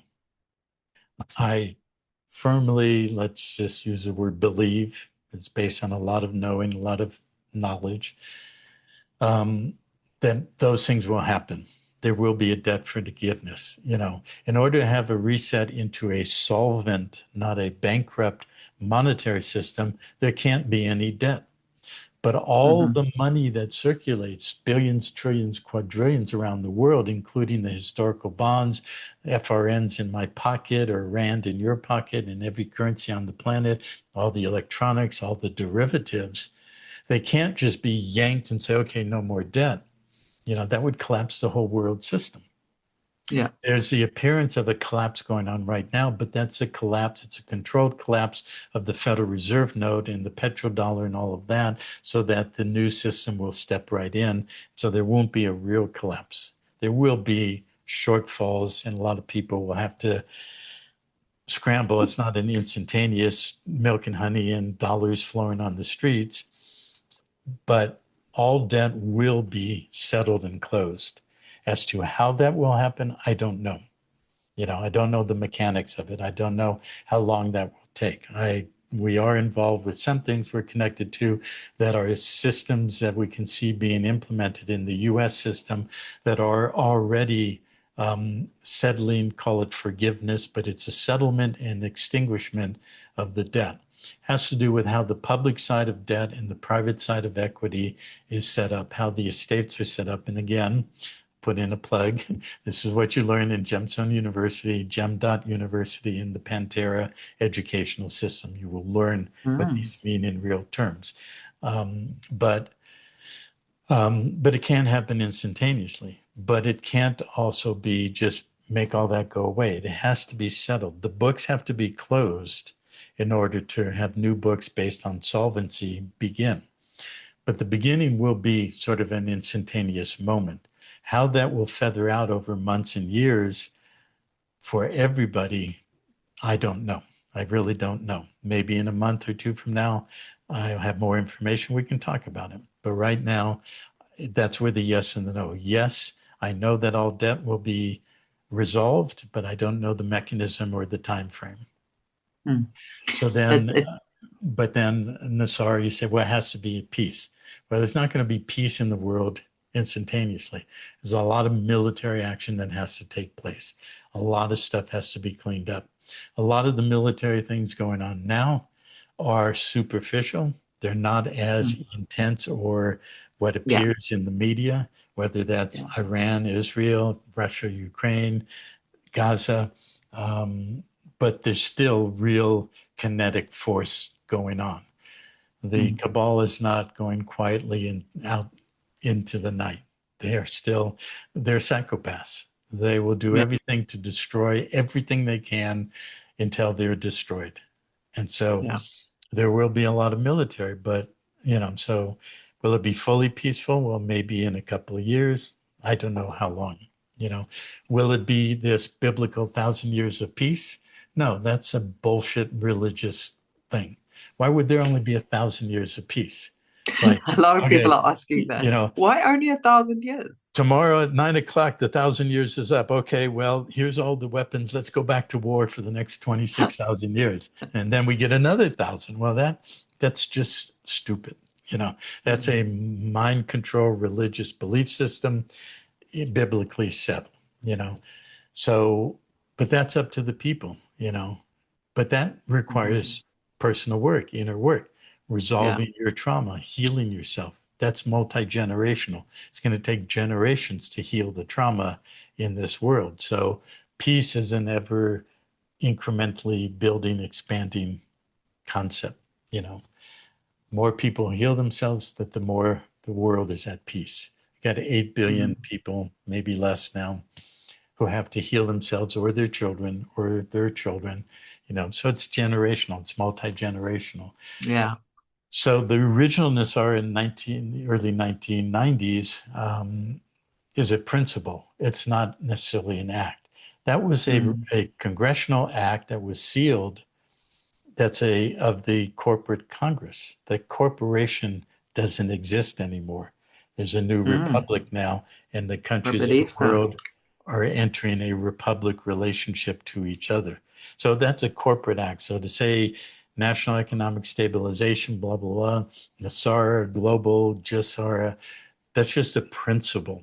It's not a specific thing. So yes, in principle, all those things will happen, but it's up to us to actually make them real and cooperate with, what's about to be begun. Yeah, there's so many moving parts. So, we can't have everything happen overnight, but it can start very soon. And it can get exponentially better very soon. And that is a beautiful thought to keep in mind. Wow, that was incredible information and a few bombshells in there. But a lot to integrate and process. But wow, that was a wealth of knowledge. Thank you so much, Ken. And so, we will direct people to the Gemstone University.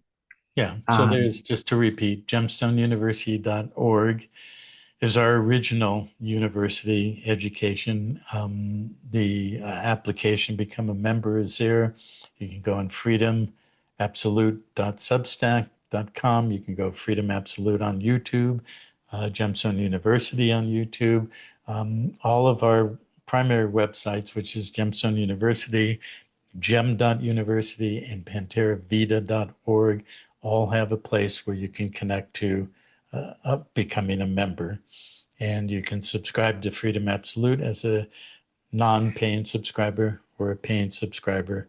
As a paying subscriber, then you are automatically opened up to have access to the first level of the education, which is now on gem.university. So I really encourage everybody who wants to go deeper and wider with all of this to become a member, and a lot of more detail and foundational work is there on everything I just described. I would strongly encourage that, because that's how we empower ourselves, right? Knowledge is power. So people don't have this aversion to learning about law, legal issues, or financial systems. They just want it done for them like it has been. Well, we can't go forward with that, because ignorance leads to just being another veil dropped over us without us even noticing. So it is important to empower ourselves to learn what we need to learn about the old systems and where we're going. So I would encourage people to really check out those websites. I'll leave the links below as well. And we're going to have to do a part 3. Well, we can go 3 through 12. Remember last time I said the first one was appetizer of a 12-course meal. So I really enjoy speaking with you. You really bring out a lot of all of this, and you've got a lot of your own background and what you built already. And so I very much look forward to more. We could keep doing this once a month or Yeah, whatever and keep let's. building and go from there. So absolutely. We'll see you soon. Fantastic. Well, thank you for all the hard work and the consistency, I would say, over 33 years of building what you have and just to keep going. I can imagine it has not been easy, but it's about to blossom into something really beautiful. Let's say a beautiful garden of knowledge and information that's going to carry us into the future. Yep, for So sure. thank you for that. Sure. My pleasure.